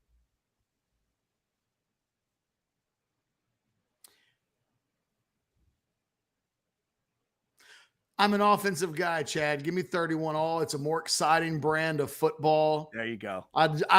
You know what that tells me? That we're throwing it deep and somebody's catching it. There you go. There you go. That question popped into my head because I'm thinking, what would he want? That's what he wants. That means we're throwing the deep ball, Chad. And we're right. If I tell these coaches that the final score, if I just whisper in both of their ears, hey, final score is 20-16, and I just walk off, Saban's probably happy. But if I walk by and I whisper, final score is 41-35, Sark probably lights up thinking about that. Like, wait, what? Huh? 40. Winner gets 41? Yeah. Give me that kind of circus. I'm in for that. That's what I wonder. When we get to these times that Alabama's lost at home at the top of the 2:00 hour, there are a couple of teams that have hung some numbers on them in Tuscaloosa. I'm kind of thinking that may be how Texas has to pull it off. They may need to make this, see if they can get it into kind of a track meet scoring battle. You got any more questions for Truth Serum Sark? Truth. Now's the time to get them in. Here we go. Truth Serum Sark. And by the way, Truth Serum Sark invites everybody in the Specs chat line, I'll take all your questions. Truth Serum Sark, when you mouthed off a little bit at Anwar, were you thinking of Nick Saban at the time, or did you just not understand what he was asking you? Let me tell you what happened, Chad. I watched The Water Boy this weekend on television. And as I was getting ready for this big game, I wanted to take some of the lessons learned from The Water Boy, which I don't believe is a movie that you've seen, Chad. Is that correct? I have not seen Waterboy, Truth Serum Sark. I'm sorry. Truth Serum Sark knows these things. Yeah. But everybody watching this right now, besides you, has seen The Water Boy. Mm-hmm. And in that movie, one of the things that gets Bobby Boucher jacked up is he imagines his opponents with like the faces of a baby, or he imagines things. Well, at that moment, I imagined that Anwar was Nick Saban, and I snapped. I thought that was Nick Saban trying to get me to say something that he could use against me, and that's not why I was at that press conference yesterday, Chad. Yeah, that's fair. That's fair. In my mind, imagine a Nick Saban head on an Anwar Richardson body. Right. That's all I could see. Yeah, I got you. One other quick one, Truth Serum Sark. Any plans for give us your thoughts on your attire for Tuscaloosa? Evening game, huge game, biggest game of the year, obviously, maybe at all, but certainly to this point. Any plans fashion-wise? What's the update? What kind of damn dumb question is that? That's not a damn dumb question. That's a dumb question. No, it's not. You got to look sharp in Tuscaloosa. Your wife is known for fashion. Your wife wouldn't think that's a dumb question. You're trying to get me to say something that's going to be bulletin board material. No. For Nick Saban's Alabama team. No, not at all. You are not going to ask me a question that's going to get me in trouble. Look, I'm not asking you a question that involves Jeff Banks, which makes your mind go to a monkey and a former stripper or whatever. That is not what happens. I'm asking you a basic question about your clothes. The clothes make the man, they say. Well, I'm going to have this hat on. Is that enough for you? No. Let me ask you this. Does it matter what your team wears? Because I think it does. If y'all show up and try to wear burnt orange, your fans are going to get mad because they expect the icy whites. I'm needing you to look at that level. I'm needing you to look on their level. So I'm just asking you what you're going to wear. I don't think it's an unfair question. This hat with an orange Texas dry fit like polo, and I'll wear some khakis with a black belt. Okay. And on the way to the stadium, getting off the bus when ESPN and ABC grabs you, like anything special there? Boots? Burnt orange? Leather? Those boots hurt my feet, Chad. They are crimping, aren't they? They do really get they take your toes and they do stuff with your toes. I'm not used to wearing the boots, and so when I do wear the boots, it hurts my toes. And I have to have a free brain on Saturday. So if they try to get me to wear the boots on Saturday, I think I just want to wear my tennies. By the way, maybe the best chat of the day just came in after my theoretical. Hey, Chad, be careful. Don't grab Sark. Anthony, good call. Don't go grab it. Like, don't get your hands off me, motherfucker. Yeah. The thing is, though, the guy in the Alamo Bowl was doing a whole lot of this. But I just got finished watching Waterboy, where there's a whole lot of this. So, there's nuance there, Chad. It's a little different. Thank you. If you go with a pinch and roll instead of just a rub, we might be in business. Yeah, there you go. All right, a little Truth Serum Sark for you on this Tuesday. Multiple chatters said they want the 10-all score because it means Texas is playing defense at that point. That's the other side of that discussion, Truth Serum Sark. If you went 10-all, it would mean your defense is playing well. 31-all means Nick Saban's already hung 31 on you. Do you really want that vibe going to the fourth quarter? Yes. Because, Chad, how many times do I want to throw the deep ball on Saturday? At least 8. Every play. Every play. That's right. I'm sorry. I'm so sorry. Every play. I can't do it on every play, but I want to do it on every play. 31-31 gives me an indication that some of that has worked. Because I'm going to throw it deep on every play no matter what. So if it's 10-10. So, Truth Serum Sark, are you telling us that every single play call you make begins in your mind with a go deep, comma, but? Yes. Okay, fair enough. That's I honesty. want to throw the ball. We have a receiver, Chad. A lot of people don't pick up on this. There's at least one receiver running deep on every play. And the quarterback has permission at any time to just throw it deep whenever he wants to. I like it. It excites me. Okay, fair enough. I get moist in the moist areas, wow. if you know what I mean. And the word moist has been used during Truth Serum Sark. That's how you know it's a quality bit, ladies and gentlemen. House Divided on a Tuesday. We are, and by the way, welcome into everybody if this is starting your week. If you're on a short week and you had Labor Day last night with Clemson and Duke, I know Dabo Sweeney feels like he's working today, trying to figure out what the hell is going on with his football team. Hey. We've talked about them. Yes? Paxton. Truth Serum Sark. If you win the toss, you want the ball. Yes. And guess what I'm going to do on the first play, Paxton? Deep. Throwing it deep. Going deep. Yep. Honestly, I don't even need the ball to be caught for me to be aroused, which is one of the reasons why I do it so often. You just need to see the ball in the air. Balls in the air make me smile like a fat kid farting in the bathtub, Chad. All right. Truth Serum Sark, do you think you enjoy watching a ball fly through the air more, more than Steve Spurrier? The old ball coach. Yes. Yes? Yes. More than Kellen Moore? Yes. I don't know that there's a person on the planet that likes throwing the ball deep as much as I do. Like, I get pure satisfaction, moistness, arousal. It happens. The ball leaves the quarterback's hands, and the possibilities just overcome me. Hal Mummy. No. You finally said the one. I would have said Leach, but he's now left us. RIP to Coach Leach. So you're right. There is no one on earth currently other than Hal Mummy that wants to see a ball fly more than you. I felt like that was a trick question because nobody wants to throw the ball as deep as Hal Mummy. There you go. He'd throw it twice. You know what? You know what Hal Mummy does on plays where they complete a deep pass? He has the receiver run the ball back to the quarterback so he can throw it deep twice. Actually, to be fair, Truth Serum Sark, I think you're still in first place because nobody likes to see it fly deep more than you. Mummy just wants to see it fly 59 times in a game. He takes a lot of short routes. You're going deep more than he is, I think. If we could ever find a way to establish the run while throwing deep at the same time, I will kill over, Chad.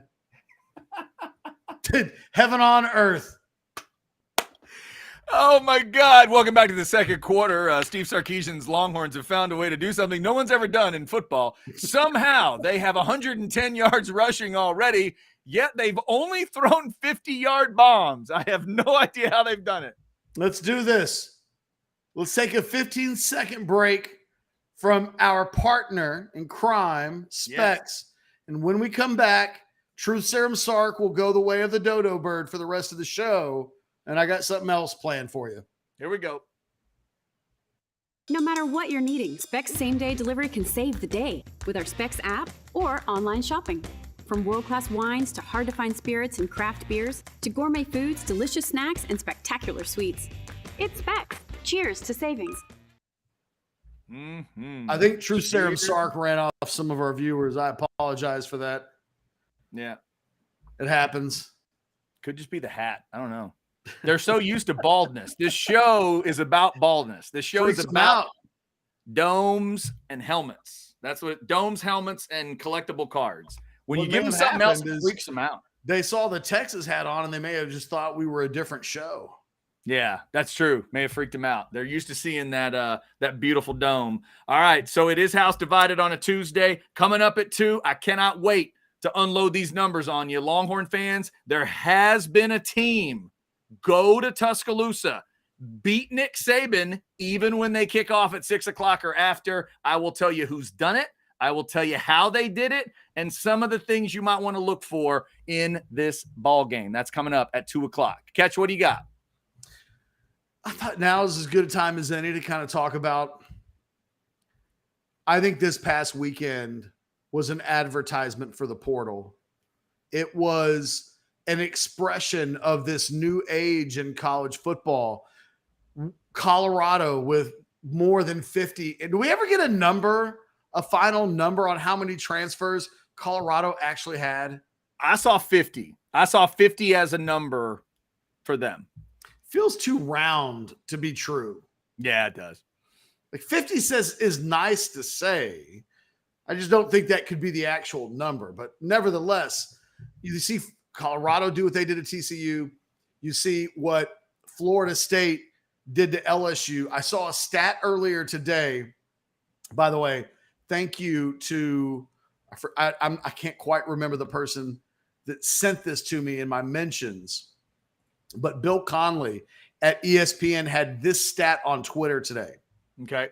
8 teams overachieved this past weekend from the SP Plus projections by at least 28 points. 5 of the 8 had at least 20 transfers. Damn. That's a big number. The portal is taking over college football, and consequently, we watched Clemson last night, and Dabo Gemstone has been so against the portal. That pride just kicking in. And NIL that comes with it. The whole, you know who our NIL is? God. We're in his name, image, and likeness. Okay, coach. He didn't really say that, did he? Yes. He said those words? You don't remember that? That was a real thing earlier in the offseason. Damn. See, I just really thought you might have been. I still haven't finished the Righteous Gemstone season. I thought you were just like channeling your John Goodman there or something. No, or Danny I'm McBride. calling him Dabo Gemstone, because somebody else on Twitter said it, and I thought it was really funny, and I co-opted it. Yeah, but that reputation comes from that. Wow. Yes, that again to thumb his nose at the two biggest things right now. When remember when Bob Stoops took his rip at players getting paid? Remember that one from back in the day? That kind of confused people because Bob was a player at Iowa and he just got on this weird pedestal on an answer. And it was like, well, we didn't have some, I didn't have some meals back in the day, but we just figured it out. But whatever it was. And he got a little snarky with it. Dabo, to me, took it to an extra level when he started talking NIL. And now the fact that he's kind of denying the portal after watching everything that's happening. His quote on NIL. Okay. Quote, we built this program on NIL in God's name, image, and likeness. End quote. Wow. He was ready for that one. Oh, yeah. Like somebody had said that to him. Oh, yeah. He was like, that's great. I'm going to steal that like Dabo Gemstones. That's what I'm going to do. The thing is, when you watch Clemson last night, they look like a dinosaur in college football. A program that has refused to seek help that's available. You know what that is? That's like when the government, it's like in a town, usually in the South, when like a natural disaster hits, and they're like, no, we don't want financial aid. Keep that government money away from us. It's like, well, no. Like that's what you pay taxes and like part of the money it's reserved for disasters. You're a natural disaster. Take the money. And it's like, no, we're not going to do it. They have the same attitude. You can take players in the portal. You have a need at wide receiver. And oh, by the way, Clemson has a need at wide receiver. It's the one position that everybody in college football has been able to go out and get one if they want one. There were 50 guys in the portal this past year at the wide receiver position that could have easily have helped Clemson. They didn't want none of it. And what we're watching right now, and I think Steve Sarkisian has a little bit of this. in him. But I think it's changing. Sark goes out and gets an A.D. Mitchell. He goes out and gets a Ryan Sanborn. He goes out. He's selectively using NIL, and I'm continuing to hear that they will do more of that in the future, because getting somebody who's 21 and even slightly proven is better than going to get somebody more times than not who's 18 and completely unproven. And I felt like last night we watched over the weekend, I think we got flashing examples of what you either do in college football to make yourself better or what can happen if you don't. And the two big stories over the weekend, Colorado, Florida State, they are the poster boys for NIL in college football. They're everywhere. You look at Clemson last night, and they look like a team void of talent, void of experienced talent, void of talent. You got to be open to the mercenaries. Yeah. And look, I think Sark has needed to go into the portal a little bit more than he has. But you know what? When you look at this team, starting quarterback came from the portal. One of the starting wide receivers came from the portal in A.D. Mitchell. We've got the punters from the portal. One of the starting safeties is in the portal. One of the potential starting cornerbacks is in the portal. They got a backup defensive lineman from the portal. They have collectively used the portal, and this program is much better off because of it. Yeah, With no portal, there are storylines involving this Texas football team that would exist that don't otherwise exist. It's a very small one. We talk about Ryan Sanborn this weekend. He was one of my unsung heroes yesterday on Monday. 2 kicks, averaged, I think, 44.5 yards per kick, had one inside the 20, comes in from Stanford as a 4-year starter and completely looks on point. Without him, I don't know what the answer is for Texas at punter, but the punt game last year wasn't good. Going into Alabama on Saturday, I think they're going to need a steady hand at the punter position. They have that. They addressed that through the portal. Without that, that would be just another question mark going into a really close game where thin margins matter. The portal allows you to gain your thin margins. It allows you to close areas of weakness up in ways that were much better than the ulterior possibilities that exist in doing so. I was dumbfounded watching Clemson play football last night. They look like a football team from another era. That's not because the thing is, this is what happens when you recruit 18-year-olds and you don't land the Mike Williams or the some of the receivers, the Sammy Watkins that they've had. They've had 5 stars and they've hit on those guys in the past. Everything that Clemson had in the past largely built upon Deshaun Watson, big-time prospect. Trevor Lawrence, big-time prospect. To be fair, Cade Klubnik, big-time prospect. But he's not surrounded by that level of player the way those other quarterbacks were, and you could see it last night. If they played Duke 10 times, Chad, they probably win 7 games. But that they would lose 3 out of 10, I think, is even a more damning indictment of where that program is today than just losing once last night. A couple of other things that popped in my head as you were talking about the transfers. Think about Florida State. That cat that was at Michigan State at receiver, you think he's any good? You think Clemson could use a guy like that? Florida State goes to Clemson in a couple weeks. You watch Notre Dame play with Hartman. Obviously, that's a great transfer. Now, Dabo didn't need a quarterback, but the point is still there. And Clemson fans are going to get to see that coming up when Notre Dame comes to town in a few weeks. Heck, Ketch, let's look across the house divided for a second. Last week in the first game, Josh DeBerry led the Aggies in total tackles, solos. He had 7 solos, a sack, and a tackle for loss. You know where DeBerry played? Boston College. He's one of those transfers. He's one of those 3 defensive back transfers I told you about as we were getting ready for the first Aggie game because Jimbo got in the portal. A lot of these coaches are in the portal. The ones that want to be successful are, and you see it immediately. That's the thing I mean, A.D. Mitchell catches a touchdown, right, for Texas. You see it immediately all across the country, and it is wild to me. And here's the extra reason it's wild to me that Dabo's denying it, Ketch, because he was so out in front on a lot of stuff. He was so out in front. He was out in front on facilities. Yep. He watched Saban carefully, and when Saban cranked up in 2009, he went right along with him. Clemson's had the badass indoor facility that Texas and others have been jealous of for years. He did that part.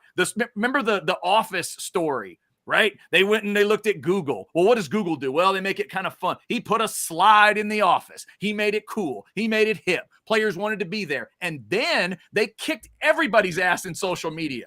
They had a room. Remember that signing day where they went out to Clemson and go, yeah, this is the social media room. And they flashed in there. There were 20 people doing nothing but social media for Clemson. He was out in front on all of that, Ketch, yet he looks at NIL and transfer portal and thumbs his nose and basically goes old school biblical, we'll just put it in God's hands? Really? That he's so opposed to NIL for reasons that it's hard to completely wrap your head around. He does not want these players to make money. He is vehemently against it. But for years, he's been paying them in some way under the table, right? He's not. The Clemson players aren't. Come on. Clemson players have to be a part of the system in some way. You're telling me Dabo doesn't know it? Or is he being sanctimonious to me and saying, I don't know what you're talking about, Chad, and he just walks away? I think there's a lot about Dabo that's sanctimonious. Okay. NIL may be at the tip of the iceberg with it. The bottom line is, and look, I'll be honest, I've never heard of Clemson discussed as a big boy in NIL. And we're in a world now where, man, you got to at least be competitive. Yeah. Even Texas Tech and the recruitment of Micah Hudson has been able to get together and say, hey, but money's not going to be an issue. We will be able to match anything that anybody else does. And then fundamentally, it's not going against the wishes of the head coach. Right. But what I'm saying is, if we're going to have big boy conversations, which you and I love to have, in the old days of everything's under the table and we're pretending it's just about brand names, but we know stuff is going on, you and I would both probably guess that Dabo was involved in the game. He was playing the game. I've never really heard that about Clemson. Okay. Do I suspect? Probably. Okay. But I don't know. But on some level, I mean, whether Trevor Lawrence and all those guys and Watson, all those teams they put together, 2 national championships. Are we going to guarantee right now? Could y'all guarantee me right now that not one player on any of those teams? I mean, come on, right? Not one player. But it's completely different than having a Lambeau deal for your center. Correct. Okay. He looks at it that differently because all I would tell him is, no, Dabo, you just get to put it on top of the table now. You get to take that bag of money and you get to put it on top of the table. Who cares? You still live in your badass house. You still have your badass facilities. And most importantly, you still get to play badass football. The thing is, though, these are 2 issues because the portal is only connected to NIL in that the better NIL program you have in place, the better portal options you potentially have. Mm-hmm. But you can still go get help in the portal without using NIL as the thing that the spear on the tip of the spear with regards to how you're going to hunt these kids. Right. Yeah. He's not doing either. Yeah. And that is a bit of a surprise too, because there's plenty of sort of mid-level dudes that want to go play at Clemson. Right. Well, and look, we brought up Dave Aranda is a guy another guy that I think is a little full of shit because a couple of years ago when they won the Big 12 championship, they largely did it by an injection of talent through the portal, especially on the lines. Both the defensive line and the offensive line get better in the portal. So don't tell me you were against the portal. But he says at Big 12 Media Day this year that, well, we were kind of against the portal. And even now still trying to kind of wake up to this is what we're going to do. Well, guess what? You know who wasn't against the portal? Texas State. Nope. That TJ Finley kid, it wasn't an accident. Our man Paxton says he counted 50 on a report. 50 from GJ Kinney. You know why? Because they could. Blake's saying 35 transfers for Texas State, and he's a grad. That's the number he's hearing. There are no accidents in life, and I think both Dave Aranda and Dabo found out the hard way. A super chat question that we want to get to before we take a break, get ready for a little crap bag action. Yep. What happens first? Interior of the offensive line gets cleaned up. Quinn throws a touchdown pass 25 yards through the air. It'll be Ewers throwing a touchdown pass 25 yards through the air. It won't even be close. Yep, I agree. Absolutely. I know that's a bit tongue-in-cheek, but the reality is I don't know that offensive line totally gets it seems like it's a shock for some people. This just comes down to Kool-Aid, Chad. Yeah. Because you and I have had open conversations for the last month plus about the offensive line. Yeah. About the question marks with the offensive line. Even when I didn't have that map of the data points for both Bijan and Roschon available on call, we were talking about it. Yeah. So there was nothing about what happened on Saturday with the offensive line that should have been a surprise unless you drank so much Kool-Aid that you bought into the idea that, well, that area just has to be better because. Well, why? Because they return guys. Is that how it works? Is that how it's really not. You have to let guys develop. Part of the problem of Tom Herman leaving the program barren on the offensive line is that it doesn't automatically get changed overnight just because Kyle Flood starts doing a better job of recruiting. Kelvin Banks, 5-star guy, really rare in that he's almost great from the moment he steps on the field. Mm-hmm. Every other guy he's recruited so far, they're in the second game of their second year. And when we look at guys like Cole Hudson and DJ Campbell, it takes time. They're not quite ready for prime time. When you look at Jake Majors, they haven't found anybody better than Jake. So they're rolling with Jake Majors. He's a bit of a limited football player. When you look at Hayden Connor, he's not yet proven that he's ready to be a big-time player. That is all of your starting positions. And all of the guys behind them are all really young and are still developing. And I don't know, I don't know how much improvement gets made in the interior of that. Now, this isn't the kind of thing that automatically has to kill the season, but it's hard to realistically think playoffs and stuff like that. Oh yeah. If you're weak in that area, the one area where you can be great at that masks all of that is quarterback. But Quinn Ewers isn't quite ready yet, based on what we've seen, to quite be the kind of player that can be so good that it doesn't matter who he has blocking for them. Right. He's not Colt McCoy. This just not yet. This just in.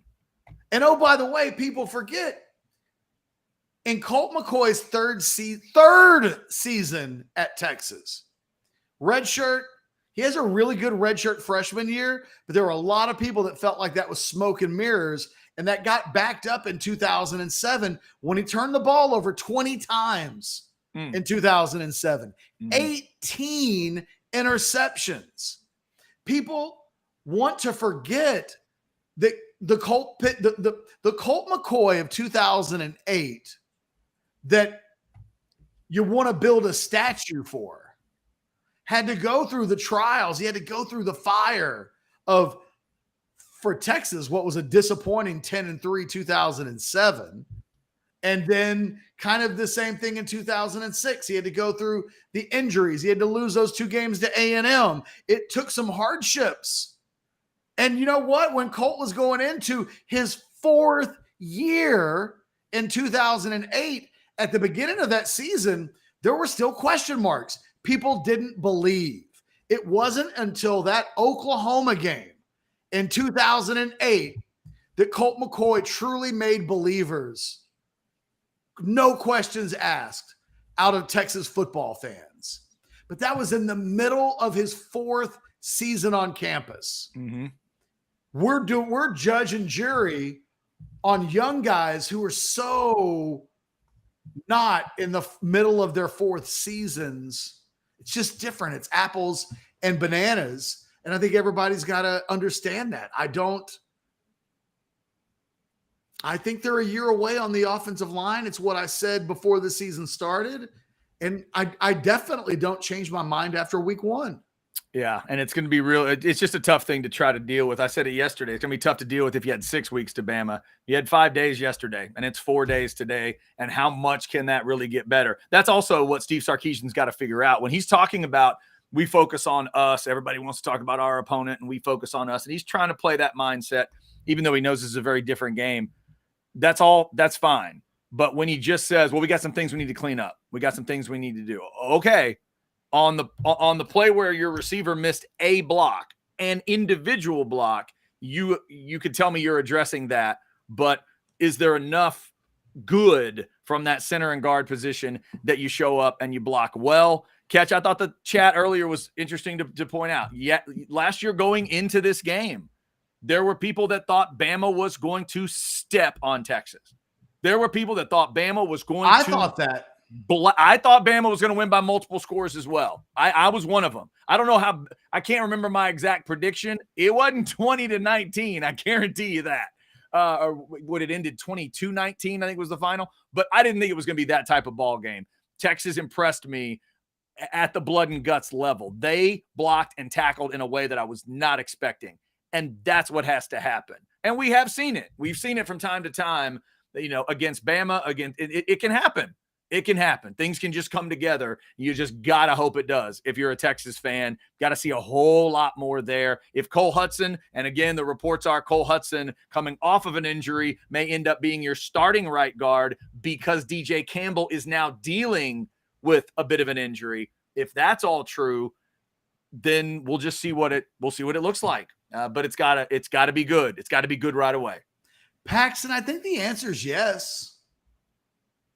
I mean, the edge that Texas does have in this game that I did talk about in the offseason is Texas has an edge in quarterback in that Quinn Ewers a little more experienced in these situations than Jalen Milroe. Now, Jalen Milroe's not without any experience, but Quinn Ewers does have a little bit more experience. But, I think you'd rather play them now than when this Alabama team grows up a little bit more because they're in their infancy.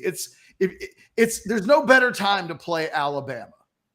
If you're Texas, and the interior offensive line thing doesn't have to be a backbreaker, but you got to overcompensate it somewhere, and it's probably got to be at quarterback. Texas can't win this game without Quinn Ewers showing up and being the best version of himself. He's got to be a playmaker. He's got to tap into that thing that he did in the first quarter against this same Alabama team last year.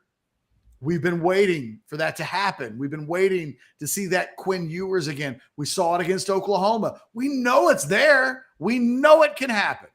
It's just a matter of whether or not it will happen when they go on the road, which is a much more difficult place than doing it at home or even on a neutral field. All right, Chad. Yes, sir. We're 20 minutes away from Quandre Diggs joining us. Boy, I hope he doesn't stand us up. Me too. I love talking to Quandre. I can't wait to hear his thoughts on Quandre Diggs right before the start of his 10th NFL season. Dude, he's the one that tweeted out that Xavier Worthy would have had 200 yards if they just throw the ball to him. That was him. That was Quandre Diggs. So Quandre's scheduled to talk to us at 2:20. We're going to take a quick break. When we come back, Chad has numbers involving Alabama and hosting Texas and really the historical stakes. They have lost. It's not like it's never happened. When we come back, Chad's going to tell you all about it. Don't you dare go anywhere, or I'll put this back on again and punish you. Ooh, yeah, don't do that. Don't move.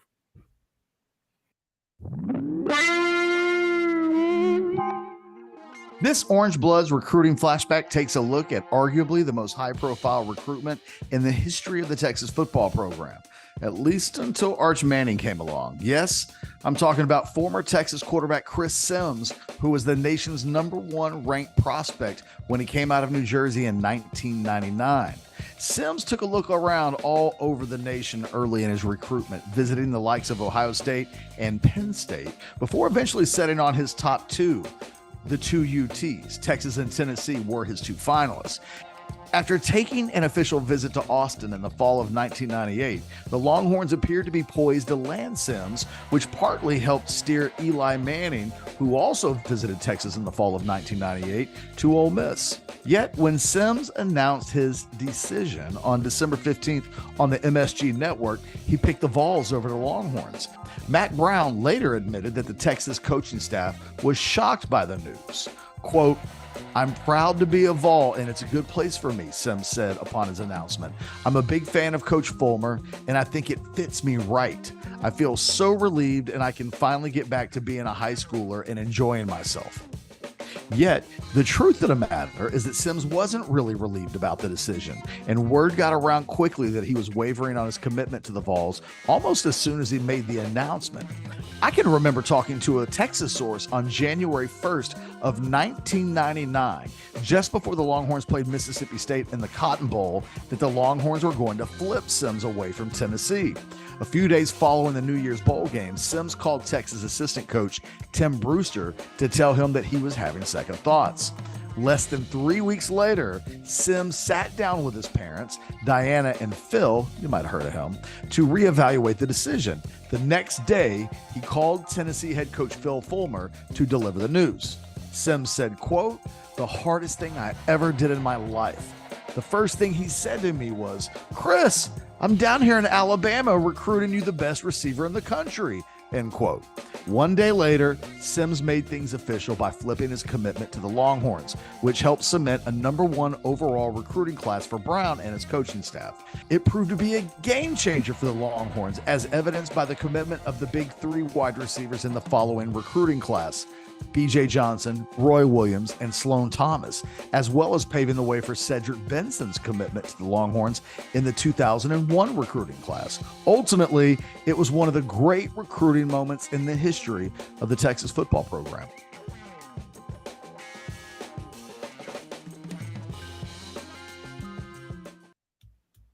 House divided on this Tuesday. It is Bama week, 4 days away from Texas and Alabama on 9/9. Remember to check out the watch along. 6 o'clock start is when Texas and Bama get going. But Ketch and I will already be going because we're doing the watch along for A&M and Miami, and then Texas and Alabama. So if you want to know, forward to that, are you stressed out at all?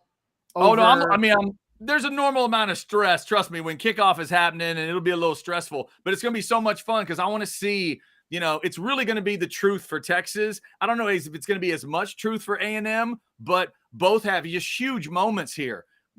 I keep throwing out the numbers. They're both not great on the road lately under these coaches.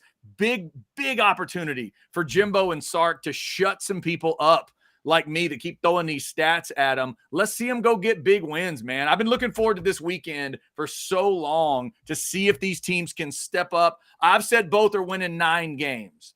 So this is a weekend where if A&M's going to win 9 games, but they lose on Saturday, I'm going to have to rework my math because that's one of those games that I was probably figuring was going to be a win, not a loss. So we'll see. But I'm looking forward to hear these stats, Chad. Okay, so here we go. Crap bag time. We went digging thanks to a chatter yesterday. Somebody jumped in the chat and said, Nick Saban's never lost a night game in Tuscaloosa. And I thought, really? Ever? So I looked it up. The numbers are silly. They're not quite that silly, but here we go. Because it's Nick Saban at Alabama, I can give you the list pretty quickly. Nick Saban, pay attention. Nick Saban has lost 8 times at home since he took the job at Alabama. 8. Oh, there you go. 8 times. He took over in 2007. All right. Remember that 2007 year, weird, clunky year, Independence Bowl in? The major Applewhite offensive coordinator year. Okay, Ketch. They lost 3 times that year at home. Happened 3 times. Georgia got them. LSU got them. And UL Monroe. Remember that famous game where UL Monroe beat them? Yep. Again, all 3 of those. That was the major Applewhite offensive coordinator year. Saban threw Major under the bus after that game. First year, right? First year. That's 07. Then in 2010 comes the anomaly of everything I'm about to talk about. Because based on everything I'm about to say, you don't want to do a whole lot of things in Tuscaloosa unless you have Cam Newton as your quarterback, because then you can come back and win the game. In 2010, Auburn got them. 2011, LSU, the ugly 9-6 game, a lot of people remember. The Aggies in 12, Ole Miss in 15, LSU in 19. That's it. That's the 8 home losses for Nick. Now, if you want to know which ones were at night, here we go. The very first one, Georgia in 07, that was a night game. Georgia wins it in overtime. 26-23, by the way. The night game in LSU was 11. The 9-6 game was a night game. I thought that game was in Baton Rouge. No, that was Tuscaloosa in 11. Okay. And then LSU Ole Miss in 15 was also a night game. So of the 3 night teams, this is a bit interesting to me, Ketch. 2 of them never trailed in regulation. And all 3 of them never trailed by 4 or more.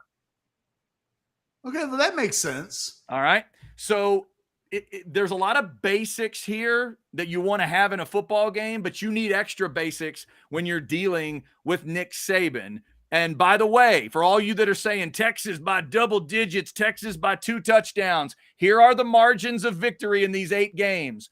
3 points in overtime, 7, 1, 3 in overtime, 5, 6, and 5.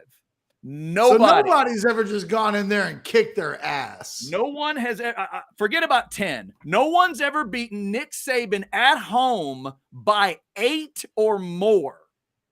You hear what I'm saying?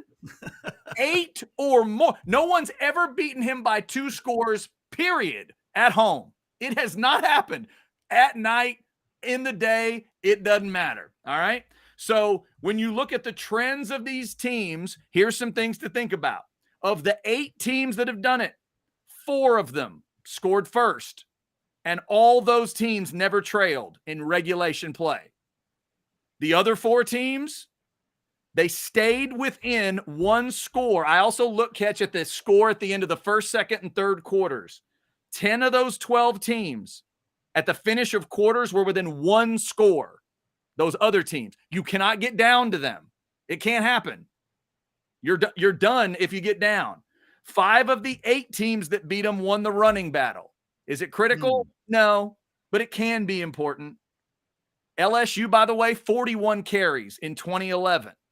For the people that talk about A&M beating them, about being about Johnny Manziel, it certainly was, but A&M had 46 rushes that day, Ketch. That's wild. 46. Just something to keep in mind. So how many rushes? Let me ask you this then. I don't mean to interrupt the crap bag. Matter of fact, I'll shut up. I'll ask my question when you're done. Okay. In terms of turnovers, this one's interesting to me. 5 of the 8 won the turnover battle. 2 of them were even in turnovers. Only 1 team has gone to Tuscaloosa and won while losing the turnover battle, and it was Georgia all the way back in 07. That was -1. But get this, Ketch. Combine all 8 teams that have beaten them in Tuscaloosa under Nick. The combined turnover margin is +13. Think about that. You gotta win turnovers. +13. Ole Miss was +5. Aggies +3. ULM was +4. And again, everybody else keeps it at least close. That's a key. What was A&M in the turnover battle? +3. Everybody thinks it was Johnny that day. I know. And it was. And it was. But there was also, remember Aggies had a 20-point lead in the first quarter. Yep. They jumped out in that game. So final one, and then we'll get into the discussion period. 15, as far as the quarter endings, we're talking 8 games. So 3 different quarter endings that aren't the final score. 15 of the 24, the team either the team held a lead. There were 2 times where the score was even, and there were 7 times where the team was down, but there were only 3 times where they were down 7 or more, and that brings the Cam Newton thing back into play. That's the ultimate anomaly. They were down 21 in the first quarter, 17 at the end of the half, but they got it to 6 by the end of the third quarter. So that one you almost have to take out separate, because, Ketch, I'm not going to advise anybody go in there and go down 24-0. We can all agree that if Bama leads 24-0 on Saturday night, they beat Texas, correct? I think so. Yeah. I think we can all agree on that. We're not so far out on the limb on that one that it's going to break. Yeah, but let me put it this way to make it nice and easy for everybody, Ketch, since we are house divided and everyone can remember the time frame. Since the moment A&M entered the SEC, if you go to Tuscaloosa and you trail by any amount at all, you lose. Wow. I'm going to say that again. The three teams that have gone to Tuscaloosa and beaten Alabama since A&M joined the conference led every second of the game. That's a stat. Aggies led by 20, then 6, then 3, and then finished and beat them by 5. Ole Miss led by 3, then 7, then 13, and finished it. LSU went 3, 20, 13, then finished it. If you trail Alabama by any amount, since 2012, if they go up 2-0, that's correct. Early safety, you're done, apparently, according to these numbers. Half the teams that have done it never trailed, but since 2012, that's the kind of number you're talking about. That's what you have to do. So Longhorn fans, put it in your mind now. Not only do you need to score first, you cannot let them have a lead, because if you do, the last, 12 years of football, it's not a small number, says they're finishing you off. So those are the key elements to remember about those games. Whether you're talking about, again, that's Johnny. That's a pretty damn good Ole Miss team. I think that might be a Te'amu team, or maybe it was Corral. I can't remember the quarterback that day. And it's obviously Joe Burrow. That was a national championship team, Ketch. And the final was 46-41. Like, it takes, and again, how about the scores? The Aggies got up to like 29. Ole Miss had 43. LSU had 46. LSU back in the day, 41. Nobody scored more than 46 in the game. But we know Alabama, lately has been able to score some points if they need to. So those are the numbers about Nick in Tuscaloosa. It's scary. It's crazy, but it can be done. But you have to punch them in the mouth with physicality, with points early. Make that crowd nervous. Get the houndstooth pissed off. Get those entitled. You think you're entitled, Texas fans? There's no entitlement right now like these people. None. You know what they do on their helmet every year? They upgrade this number right here. See, this number says 17. They got a new one now that says 18. I'm too cheap to buy it, but that's what they do. They are probably the most entitled group. You gotta get them nervous quick. And Rodolfo is just letting you know, damn you. I'm just saying, Rodolfo, I'm so sorry. I'm sorry, but it can be done. I've watched it being done, but you really have to have a lot of things come together. Like, y'all remember that day. Again, it was Johnny. Johnny wouldn't beat Bama. Y'all remember that DeShazer Everett had to pull off an interception at the goal line to win that game. Everybody remember that sequence? It was 29-24. Bama was going right back down the field. My blood pressure was up, down. I was about to flip out. And DeShazer Everett stepped in front of a pass and picked it off. That's what closed the door. By the way, I doubt your blood pressure ever went down. No, it didn't go down. I don't think that's how that worked Saturday. It never went down. It just kept going up. You're absolutely right. But those are the numbers. That's the respect. The reason I love crunching the numbers, Ketch, and looking up all this data is when you're as great as Saban is, to me, you got to go in with that respect level and figure out what is it, what's it going to be? How do you try to take it apart? It's just so difficult to go there and pull this thing off. So what Texas is trying to do, it's damn hard. And of course, as Tom Hanks would tell us in a league of their own, of course it's hard. If it wasn't hard, everybody could do it. It's the hard that makes it great. And it'll be great if Texas can do this. We'll see. Saturday night, 6:00. So we're waiting on Quandre Diggs. Yes, sir. Hoping he's going to join us in like the next 4 or 5 minutes. He has the link. Hopefully he won't forget what time zone we're in. Because he isn't 2 hours behind us. So hopefully we're good. Yeah. I had a question that I wanted to ask you that I still remember, but you completely turned me upside down with the Alabama hasn't lost a game in 12 years when they've taken a lead. Yeah, at home. Yeah, at home, day or night. If they're at home and they lead the game, they win. Because if we're doing the watch along on Saturday. Let me tell you what that would be like. It's like in the movies when somebody gets shot 15 times and you know they're gonna die, but they live long enough to like give an inspirational speech. That it'll feel like that on Saturday in the watch along. If Alabama gets the ball first and goes right down the field and kicks a field goal. Yeah, right. No, and I understand that. But that's where, again, that's when you're really going to be fighting it, right? You're going to have to become the first team in a long, long time, to pull it off. Again, I'm trying to look back through these games. The LSU, that ugly LSU game, Bama scored first there, but LSU evened it by the end of the quarter. So that was just kind of a fight there. But the one thing, unless you're bringing Cam Newton with you, is no one has beaten them being down 8 or more at any point other than Cam. Like, again, just think about like the John Jones of college football.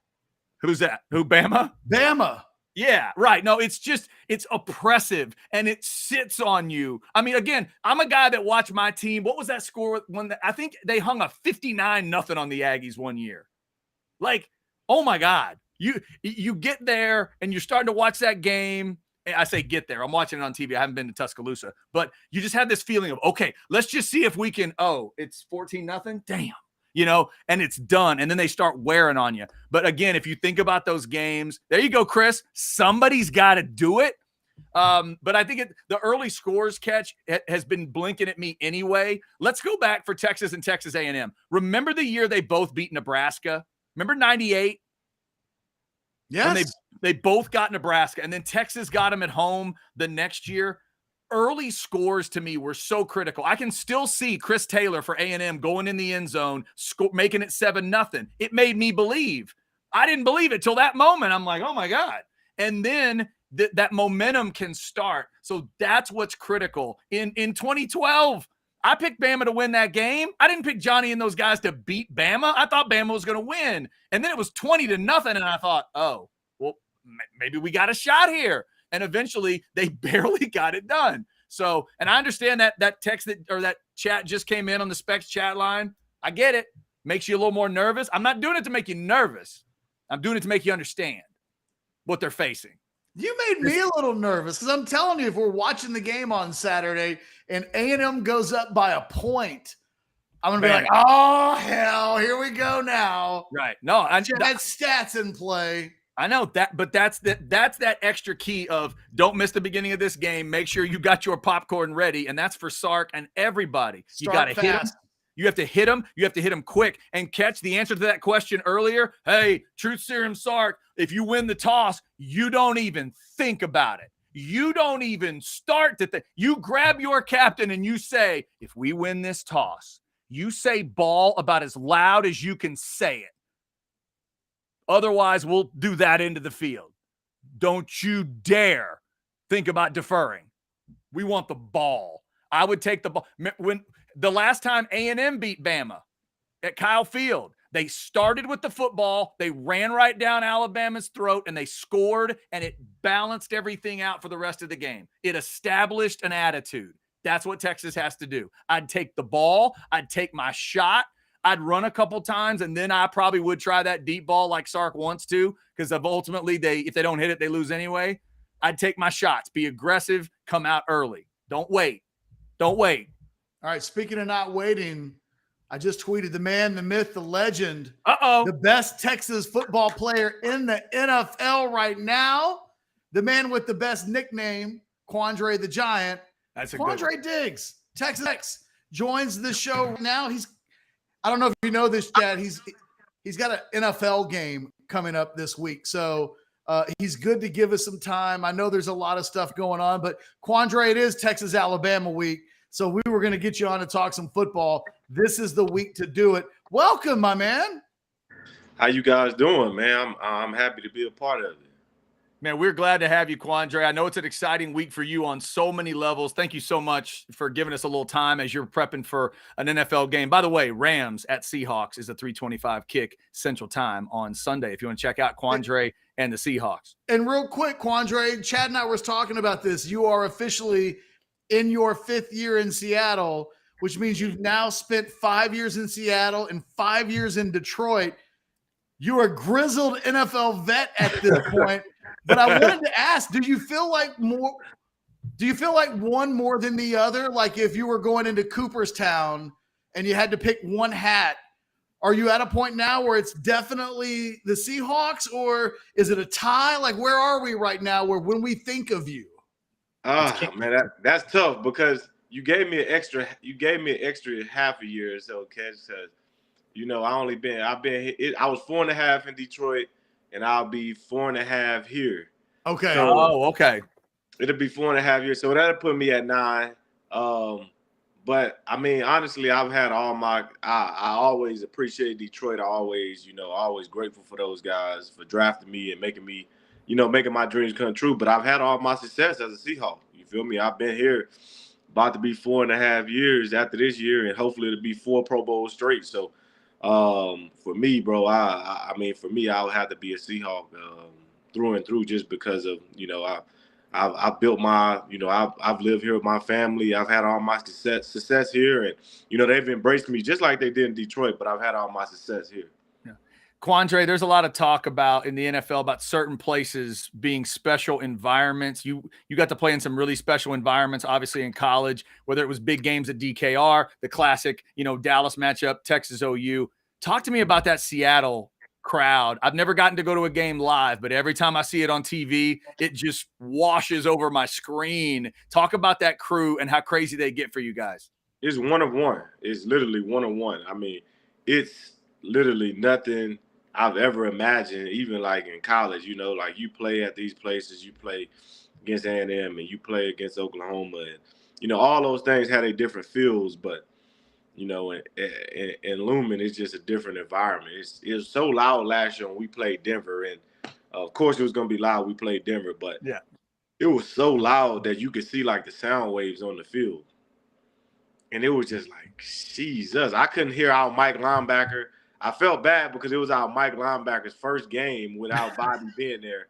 And he has to call plays against the 12s doing that. So it's just like, bro, I couldn't hear anything. Like we were in the huddle, he was giving his calls and he's talking. Like, you can see my mouth move. And usually you can hear what people saying. But like I'm literally sitting there and I can't hear anything he's saying.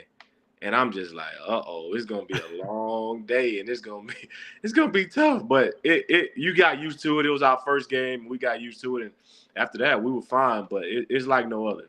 Yeah. So Quandre, every week is a little different in terms of trying to keep up with the Longhorns, whether you're playing at home or if you're on the road. You've got walkthroughs, you've got travel, you're trying to get settled. You are thinking, I got a game that I have to prepare for. So what's this weekend like for you? Texas and Alabama. I know you got to have at least one eye on it, even if you're focused on what's going to happen. Will you get to watch the whole game on Saturday, or will you only get pieces of it? Come on, man. I'm gonna watch the whole game. Pete knows me. Pete knows I'm gonna be. Hey, we can be in meetings, we can be in all that. But one thing about me, I'm gonna be paying attention to that game. And even last year, we had when we played Alabama. I watched dang near the whole game. It was a Saturday. I actually, the crazy thing is, I zoomed in on a meeting with Archer's dad and all this other stuff while we watching the game. I'm sitting in the dang in the facility watching the game we go out to practice. I think practice might have started at like 2 o'clock or something. And I literally was just sitting out there a minute before practice. Like, I ran out on the field. Only thing I missed, which was the good part I missed, was when they kicked the game-winning field goal. So you not being there caused Texas to lose because you're the good luck charm. Man, I would like to say that, but I can't take credit for that. I can't take credit for that. I was hurt, though. My feelings were so hurt when I was out there. Because, in the NFL, everybody hates Texas.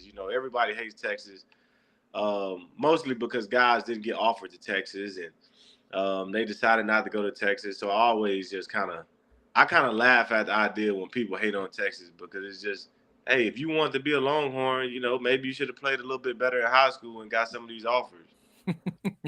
Yeah.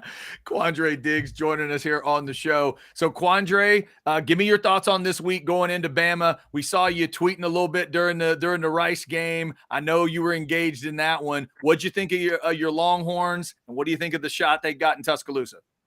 I think they have a tremendous shot. I think, these guys had a confidence to believe in themselves, and they know that, they gave them a great game last year, and some of those players are not there anymore. And, they got a brand new quarterback that they're breaking in. So, this is going to be his first big game that he's really have to, go up against those guys. And the defense, they performed well last week. So, I think for us, we got a great opportunity to go to Tuscaloosa. I wish I could go to that game because I feel like that would be so dope. But I think we have a tremendous shot. I'm excited for the guys. I'm excited to see, we got a big matchup on the outside with, their top corner. And then we got our 2 guys at receiver, our 3-4 guys, however many we have. But, it's going to be a great week for, X to kind of show who he is. If Buddy's going to follow him around, then it's a big day for X to go crazy. And, A.D. Mitchell and Witt and, all those guys. So, I'm excited. I think Quinn's going to have a big game. I think he's one of those guys that, I can tell, like, he wants to be one of those guys that's great. And for him, they always tell us, the ones, you be careful what you ask for. You want those big opportunities, you want those big things, but a lot of, talk and everything comes with that when you that guy. So I'm excited to see how he performs in this environment. And, if he does well, maybe it could be one of those ones where, we saw VY back in the day, he go up to Ohio State and, that just kind of catapults their season and they go on and go do big things later. Quandre, did you see if you were in the locker room with the team this week, was there anything that you saw on Saturday and watching the game that from a note-taking standpoint that you would want to talk to a player, a position group, just anything that you would have seen that you think would help? Oh, I just think we need to just start faster. I'm sure Sark is, I'm sure he's making sure he says that and, he's doing all those things and coaching that. But I think we just need to start faster. We need to start fast, try to, let Alabama know that we're here, because if you let them beat them, you let them beat you up early, it's going to be a long day. And these guys are known winners. Nick Saban, he's preaching those guys, we're winners. This is our home. We got to protect our home. And, he kind of wants to make a statement. You never want to lose against somebody. Like, he doesn't want to lose against Sark. That's the same thing with, Belichick and his assistants. He don't want to lose those games. And, I just think the offense should start faster. And I think Quinn hit on some of those deep balls that he missed last week. Quandre, what do you think of your position group last week with Texas? What do you think of the DBs so far? We saw Malik Muhammad, the freshman, get a lot of good time, and obviously they've got an interesting mixture of the younger guys like that, but also guys like Watts and others that have some experience. What do you think of the DBs? I think they play really good. I think I like the way Malik came out and Muhammad, and he came out and you could tell he's a guy, high energy guy. He's one of those guys that you could tell he takes his job serious and he's locked in. They've talked highly of him, and I was excited to see Derek out there running around, tackling, and showing that he's capable of going out there and playing big minutes as a freshman. So I'm interested to see Jalen Catalan for a whole season. I want to see Catalan for a whole season. I want to see what he do, because he's one of those guys that he can be a real difference maker, and I love the way he plays the game. Quandre, I couldn't think of any Alabama guys on the Seattle roster off the top of my head. Aaron Reed. Yes, sir. But I just did a search and realized Jaron Reed is the only Alabama guy on the Seahawks. Just curious, any smack talk already? Is smack talk from 3 months ago? Smack talk from 3 hours ago? What has that been like between the Alabama guy and the Texas guy? Well, we're off today, so I haven't seen him today. But yesterday, as soon as he walked into the building, he seen me, and I'm like, yo, what's up? Like, what's up? He like, what are you talking about? I'm like, yeah, you know what's up. We going to Tuscaloosa this weekend. That's what's up. So, we made a little friendly wager. Nothing crazy, a little friendly wager. But other than that, that's all I got here. But I got a bunch of different Alabama friends in the NFL, so I'm sure they'll be texting me. Ashawn Robinson, those type of guys. I'm sure they'll be texting me here soon. So for me, I'm just trying not to do too much talking, because last year I was kind of mellow, and we played really good. Well, this year, I want to do a little bit more talking, but I want to be a little smart about it too. Trying to keep it balanced. Yeah, too much smack talk can be dangerous, especially when you're headed to Tuscaloosa. Exactly. Quandre, I want to get a thought from you. May not be the only other Longhorn on the team. I'm trying to think of the full list. I know Dixon's one of the other guys, obviously. Give me your thoughts. I think by the time he's done, Michael Dixon might have an argument to being one of the best. I don't know about maybe the best punter ever. What have you seen so far from him? Because he was so impressive in college. I stopped myself to watch one, because I know you're about to be on the field too. But when y'all punt, I'm watching because he's amazing. Give me a Michael Dixon story. He's incredible. Bro, Mike is the most chill, cool dude that you'll be around. You know what I mean? Like, he vibes with everybody, doesn't bother anybody. But, we go out there and you can be having a full conversation with him. So this preseason, look at this preseason. I didn't play any of this preseason. But we have a full conversation before Mike goes out there, like a full conversation. And he just goes out there, bro, and go punt a 50-yard bomb. And I'm just like, how can you lock in like that? Because I know I can't have a full conversation like that and just be chilling on the sideline, not do anything, and then just go out there and play a whole series or something like that. Now I'm real loose, but to a certain extent, Mike is like talking about, hey, you gonna go to Austin this weekend you gonna go to Austin next weekend? Like, he can talk about anything and then go out there, boom it, or punt the ball exactly where he's supposed to. So he's just one of those cats that's different. Everybody on the team knows he's the best in the league. He knows he's the best in the league, and I just wish he got the proper respects. Yeah. Talking to Quandre Diggs here on House Divided.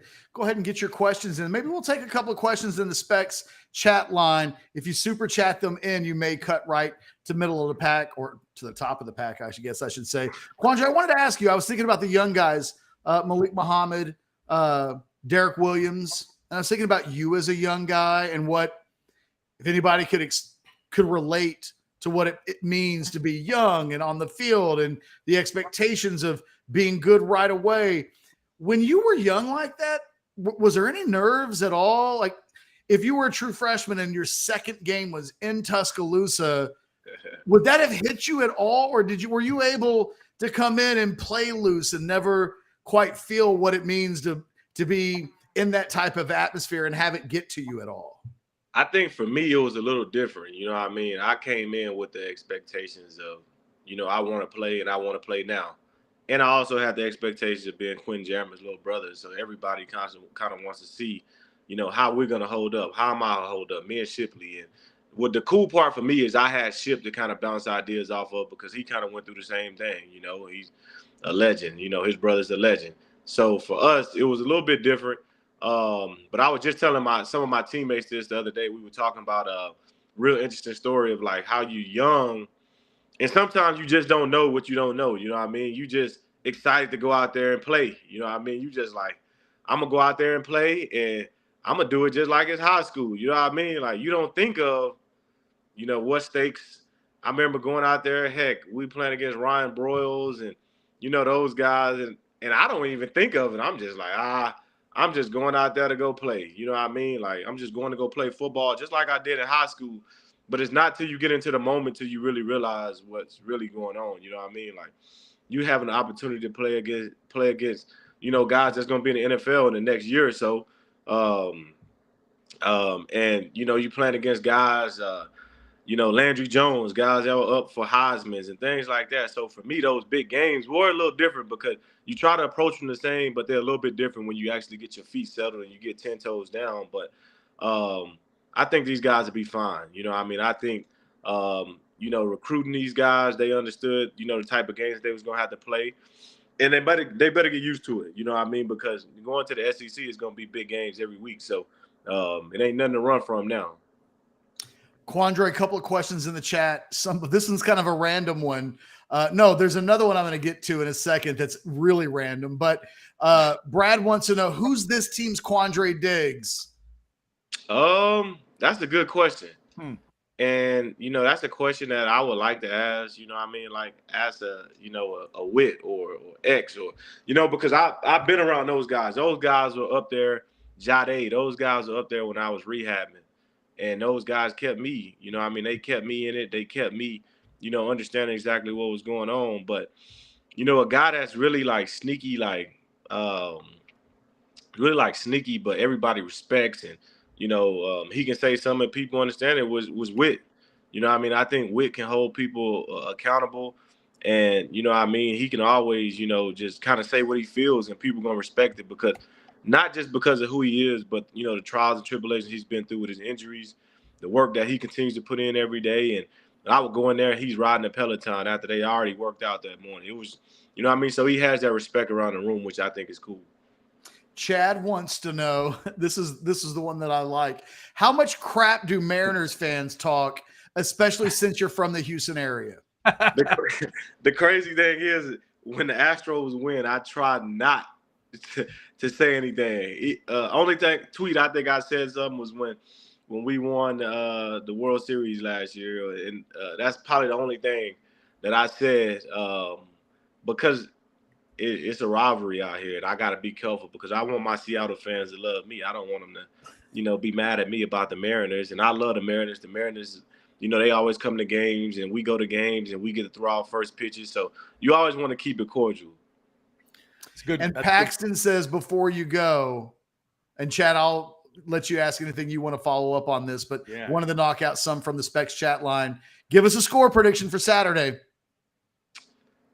You know what? I think it's gonna be more points scored than last year. I think I would say maybe in the 30s, somewhere in the 30s. But I got us this year winning by a field goal. It's like 34-31, something like that. Somewhere around there. Not too high 30s, but I got it mid to low 30s. Okay. Fair enough, Chad. What do you got? Game in the 30s. Quandre, I was looking at the years you were at Texas earlier. So just clarification. Did you actually play A&M in that last game or did you play in the 11 game? Come on, Chad. I'm a legend from that game. I'm a legend from that game. That's one of my biggest games in college. You know what I mean? I've blocked out some of that night. So I'm just double checking. Were you on the? I'm just messing with you. So tell me, give me something you remember about that night, but also give me your feelings about the game coming back in the SEC.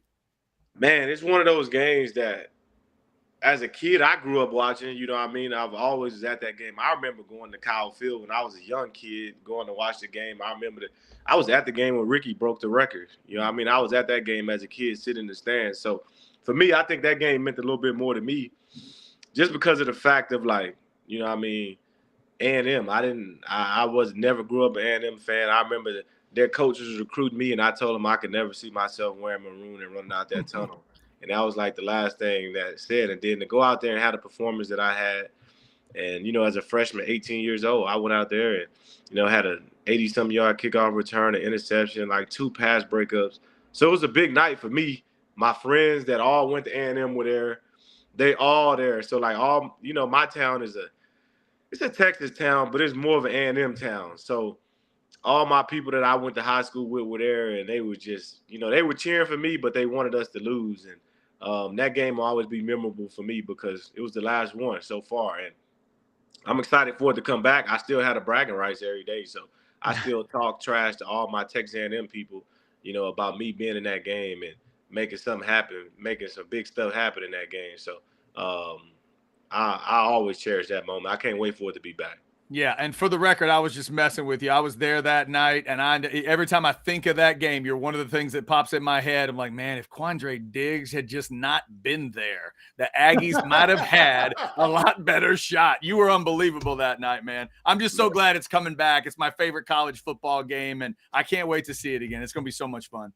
No doubt, it's going to be amazing. I think it's one of the best rivalries in the world, and for us, you know, I mean, we got to take advantage of that. For the kids, the young boys, they got to take advantage of it because, you know, I mean, it's always Texas versus Texas A&M. You know, they're the little brothers. You know, Texas Tech try to have a say, but at the end of the day, it's still Texas Tech. You see what happened to them this weekend. There you go. A little dig for the Raiders on the way out. I like that. Boom. Hey, it's still Texas Tech, and I hope the commissioner of the Big 12 realize what he's losing with us. You know, going to the SEC, you're not going to be able to depend on us no more. So, you know, choose your words wisely when you're talking about the big dogs. There it is. Quandre Diggs will let you walk out on that note. I don't know that I could ask anything that would be better than that last sequence of you reliving the A&M game and giving Tech the business on the way out. No doubt. Well, I appreciate you guys. Like I say, Ketch, anytime you need me, just hit me up, man. You know, you've been good to me, so I appreciate you. Hey, Quandre, have a great year, man. Be healthy, do that thing, and just know that you got – and I know you know this, but, man, you got dudes everywhere, women and children, guys. We watch you. We cheer for you. We live vicariously through you. We enjoy watching you have the success that you've had in the league. And believe me, every time the Seahawks are on, it's impossible not to put it on, to look for you, to watch you play, and just do your thing this season, man. You got a lot of people rooting for you and that are behind you. Yes, sir. I appreciate you guys, man. I appreciate you guys more than you guys know. Trust me. Thank you, Quandre. Quandre Diggs. Yep, no doubt. Y'all have a good one. You too, man. Quandre Diggs. Sorry. Season. Oh, that's good stuff, man. Also, I'm a Rams hater, so go Hawks this week for sure. I haven't looked at the rest of the schedule, but I'll be rooting for Quandre and the Seahawks this week. Yeah, I wanted to throw that in at the end, Ketch, because I will never forget that game for so many reasons, but Diggs was such a monster. Good grief. I mean, just all over I forgot all the stats he threw up. He was like, Chad, come on, man. No. He laid all the stats. I'd forgotten it was that much, right? Like it was one of those where I'm like, God, I remember Quandre doing so much. I'd forgotten it was all that, though. It was just incredible. That was He's good. Like, that's my signature game, Chad. No, it was. And I knew it was. And that's why I wanted to set him up well for it. There's things. Let me put it this way. If you could give me a guy that A&M could play and switch it for a guy Texas wouldn't play, my two choices would be Cyrus Gray and Quandre Diggs. And let's restart that game and see what happens. Because without Quandre Diggs on that field, oh my God, it's a totally different ball game. He was a monster that night. One of these days, we're going to get Quandre back on, and we're going to just have him walk through his recruitment. Okay. Because if I could find the huddle video, Chad, I would have already made the Quandre Diggs flashback video, because Texas almost didn't take him. Really? They didn't have a coach on their staff. The thing was, there was some uncertainty as whether or not he was a running back or a DB. All of the Texas assistant coaches were afraid. The running backs coach didn't want to use one of his numbers because he was afraid he'd just get taken away to the defense. And the defensive coaches, Dwayne Akina, wasn't quick to offer Quandre because he was worried he was going to play running back. So what you had was this situation where the offer wasn't going out because everybody was afraid he was going to end up on one side of the ball versus the other. So he just didn't have an offer. And finally, I guess it would have been Mac. Somebody stepped up and said, we'll figure it out later. Mm-hmm. But there was a moment in his recruitment that, despite the legacy component of being Quentin Jammer, by the way, you guys might have heard of him. He was kind of good. He's a top 10 prospect in the state of Texas with a former All-American brother at UT. And it did feel like for a while it was pulling teeth for Texas to give him an offer. And then he only ends up being, a player that'll be in the Longhorn Hall of Honor one day. Like he turns into a guy for all time. But boy, for a while, there were some real concerns that he wouldn't end up at Texas. And it's crazy to think about that now. Ketch, here's a chat from our man Paxton that wants to remind you of something. Hey, Ketch, remember the hit on Mahomes in Lubbock? Ooh. Yes. Remember that bad boy? Wasn't that the day Tech rolled out those stupid Texas flag helmets? Yes. Wasn't that day? Yes. That's what I always think of when I think of that hit. As I see Mahomes flying through the air, I imagine him wearing that horrible idea on his head. Gross. That was gross. There are ideas like this one. Where'd it go? It's here somewhere. I got somewhere in here. I got the Maryland flag helmet. I've always loved that one. The Texas flag helmet is dumb. That made no sense. No sense. I still have your t-shirt. I've got to get that taken care of. Yes. I could wear Blinky this weekend if you want. Now, of course, during A&M in Miami, I might have to rock a little maroon, but we'll see. I'm going to get that shirt to you and I'll let you play. Here's what I won't. I don't want to force you into the Blinky shirt if you're in a bad mood. Yeah, that's true. That's true. At that point, I may just let you, we're bad enough that we'll be doing a show immediately after the A&M game with no time for you to just get your head straight or anything like that. They're going to go right one to the other. It's a 2:30 followed by a 6. You realize it's like that first quarter could be bad. So, Chad, Texas with a pretty good drive here. Shut up, Ketch. Leave me alone.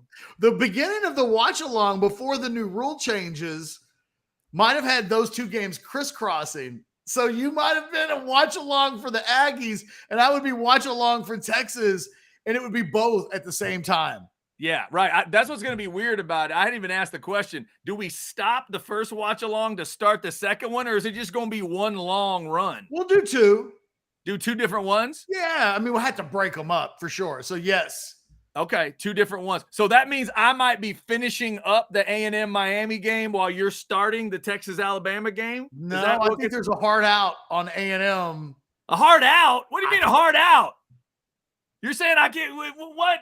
I don't look. We haven't walked through what it means. Okay, how about this? We'll look here. How about this? If you want to hard out the video, that's one thing. But I got to be able to finish watching the game and then I'll come over. I may be starting the Texas game by myself. Okay, I just want to make sure because I will be useless to you at that point. Useless. It'll just be. So the question I was going to ask Blinky before Quandre showed up. Exactly on time, by the way. Well done. I love it when they just show up on time. You know what? He and Nate Boyer really set the standard on that. You know why? Because what do they call being on time in the NFL? Late. Yeah, that's right. That's that old Tom Coughlin thing, right? It really is. Those guys know. Yeah. Be right. Like if I'm on at 2:20.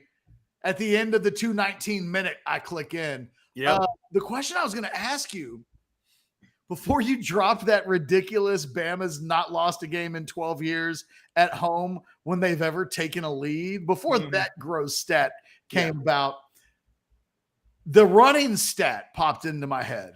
Yes. Because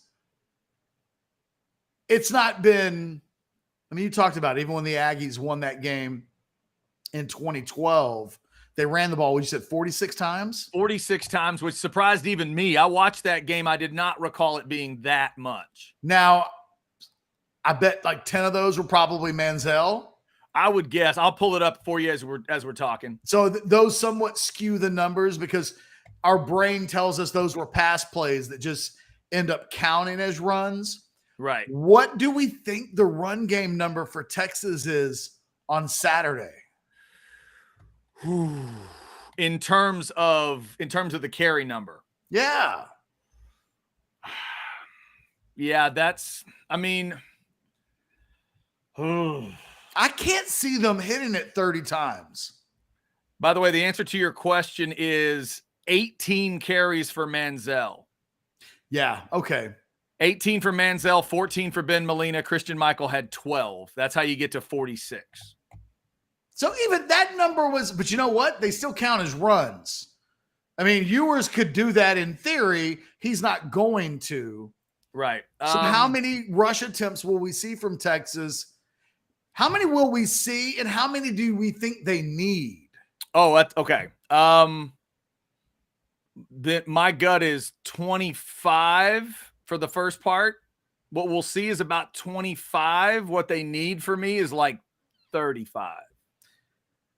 I, in my head, before you answered, said 27 and 35. Yeah. I mean, I would love to throw the Tom Herman at him because I do believe rushing 40 times against Bama could be effective. Again, I do too. LSU beat them that way. A&M puts 46 carries on them, 44, 46 carries right in that area. So the more they run the ball, there'd be a direct correlation between how well they're doing with the number of run carries, because I don't think they're going to be able to run the ball. So if they're don't even tell me the yards and the yards per carry. If you told me they ran the ball 40 times on Saturday, I think there's a real good chance Texas wins the game at that point. I just don't think that that's who they are or who they can be. I think if Sark told me he knew who his guy was out of those three running backs, if he says, Chad, I want this guy to carry the ball the most, I'd say then give him 15 to 18 and get the other guys like 20 between them if you could. Because that would get you up into that. I don't think they can do it. I don't think they're built to do that. Right. That would get them into that 30 to 35, 38 kind of area. But I agree with you. I'm going to say they get around 25, which means I would tell him to go like 15, 5, and 5. If he had a guy he loved, go 15, 5, and 5, and then just kind of see where you are. But I would try to rush. I mean, it's got to be at least 25 carries, doesn't it? It's got to be. If it's less than that, they've lost. Yeah, and they may get boat raced if they're less than that. If he's trying to chunk it, if you're going like Romo numbers and you're going 40, 45 passing, because you're one-dimensional at that point. If you run the ball 19 times, right, you put yourself in. I mean, I guess you could win that game, but it would mean that Ewers had the game of his life. Right. It needs to be. Yeah, let's kick up to 30. We're talking about Alabama here. You need to run the ball 30 times for sure. Okay. Got to have 30 carries. Let's wrap this bad boy up. We've got Kyle Henderson tomorrow. Nice. We've got Matt Berry and Brian Jones on Thursday. There you go. We've got one spot open for tomorrow. I'm also fishing for another big timer. Yeah. So, we've got a lot of stuff. It's crazy, man. We're 4 days from now, we'll be in the middle of this A&M Miami game. And I'm really looking forward. I feel like I'm just going to have fun in A&M broadcasts. I'm going to be a total shithead. You just need to absolutely prepare yourself. That's probably true. I will not make it bad for you, but I will be a shithead in general. Yeah. Oh, by the way, here's something I learned today, House Divided wise. We mentioned it's Colt's 37th birthday today. It's also Reveille's birthday. Colt shares a birthday with the current Reveille. Reveille's 4 years old today. How about that? Have you ever met a woman named Reveille? No. You've never met an Aggie that was such an Aggie that they named their kid a Reveille? No. The only thing I've ever heard of named Reveille in people's lives is cars. I've heard of Aggies that have maroon cars that they'll name Reveille. That's it. That's not me. I'm not a car namer. But I've known Aggies that had a maroon car that they'll call, yeah, we're going to go get an old Rev and go up there. All right, whatever. I've known those people. One of those people. I have no comment. I have no comment to that. One of those people might have been a family member. Maybe. I'll protect the innocent, but maybe. Maybe. Your dad did not have a car that he called Reveille. No, my dad's not a car namer. That's not my dad. Not my dad. But yeah. So it was a different part of the family. On that note, I can't wait because tomorrow that means we'll be 3 days away from the super all-day watch-along that is going to make my week and make my weekend. So go ahead and wrap us up. Say goodbye. Just know in my heads, I already have my head is in the clouds thinking of Saturday. I can't wait either. That's going to be good. Let's give me a real quick reminder, Ketch. It's 1:20 tomorrow for Kyle Henderson. Yes. And by the way, we got 124 likes right now. That's not good enough. We just had Quandre Diggs in. So before you guys exit the chat, there you go. Specs chat, by the way, make sure, by the way, you're going to Specs, going to the specsonline.com, getting the hookup for the tailgates, really for the barbecues and the hangouts and the parties on Saturday night more than anything else.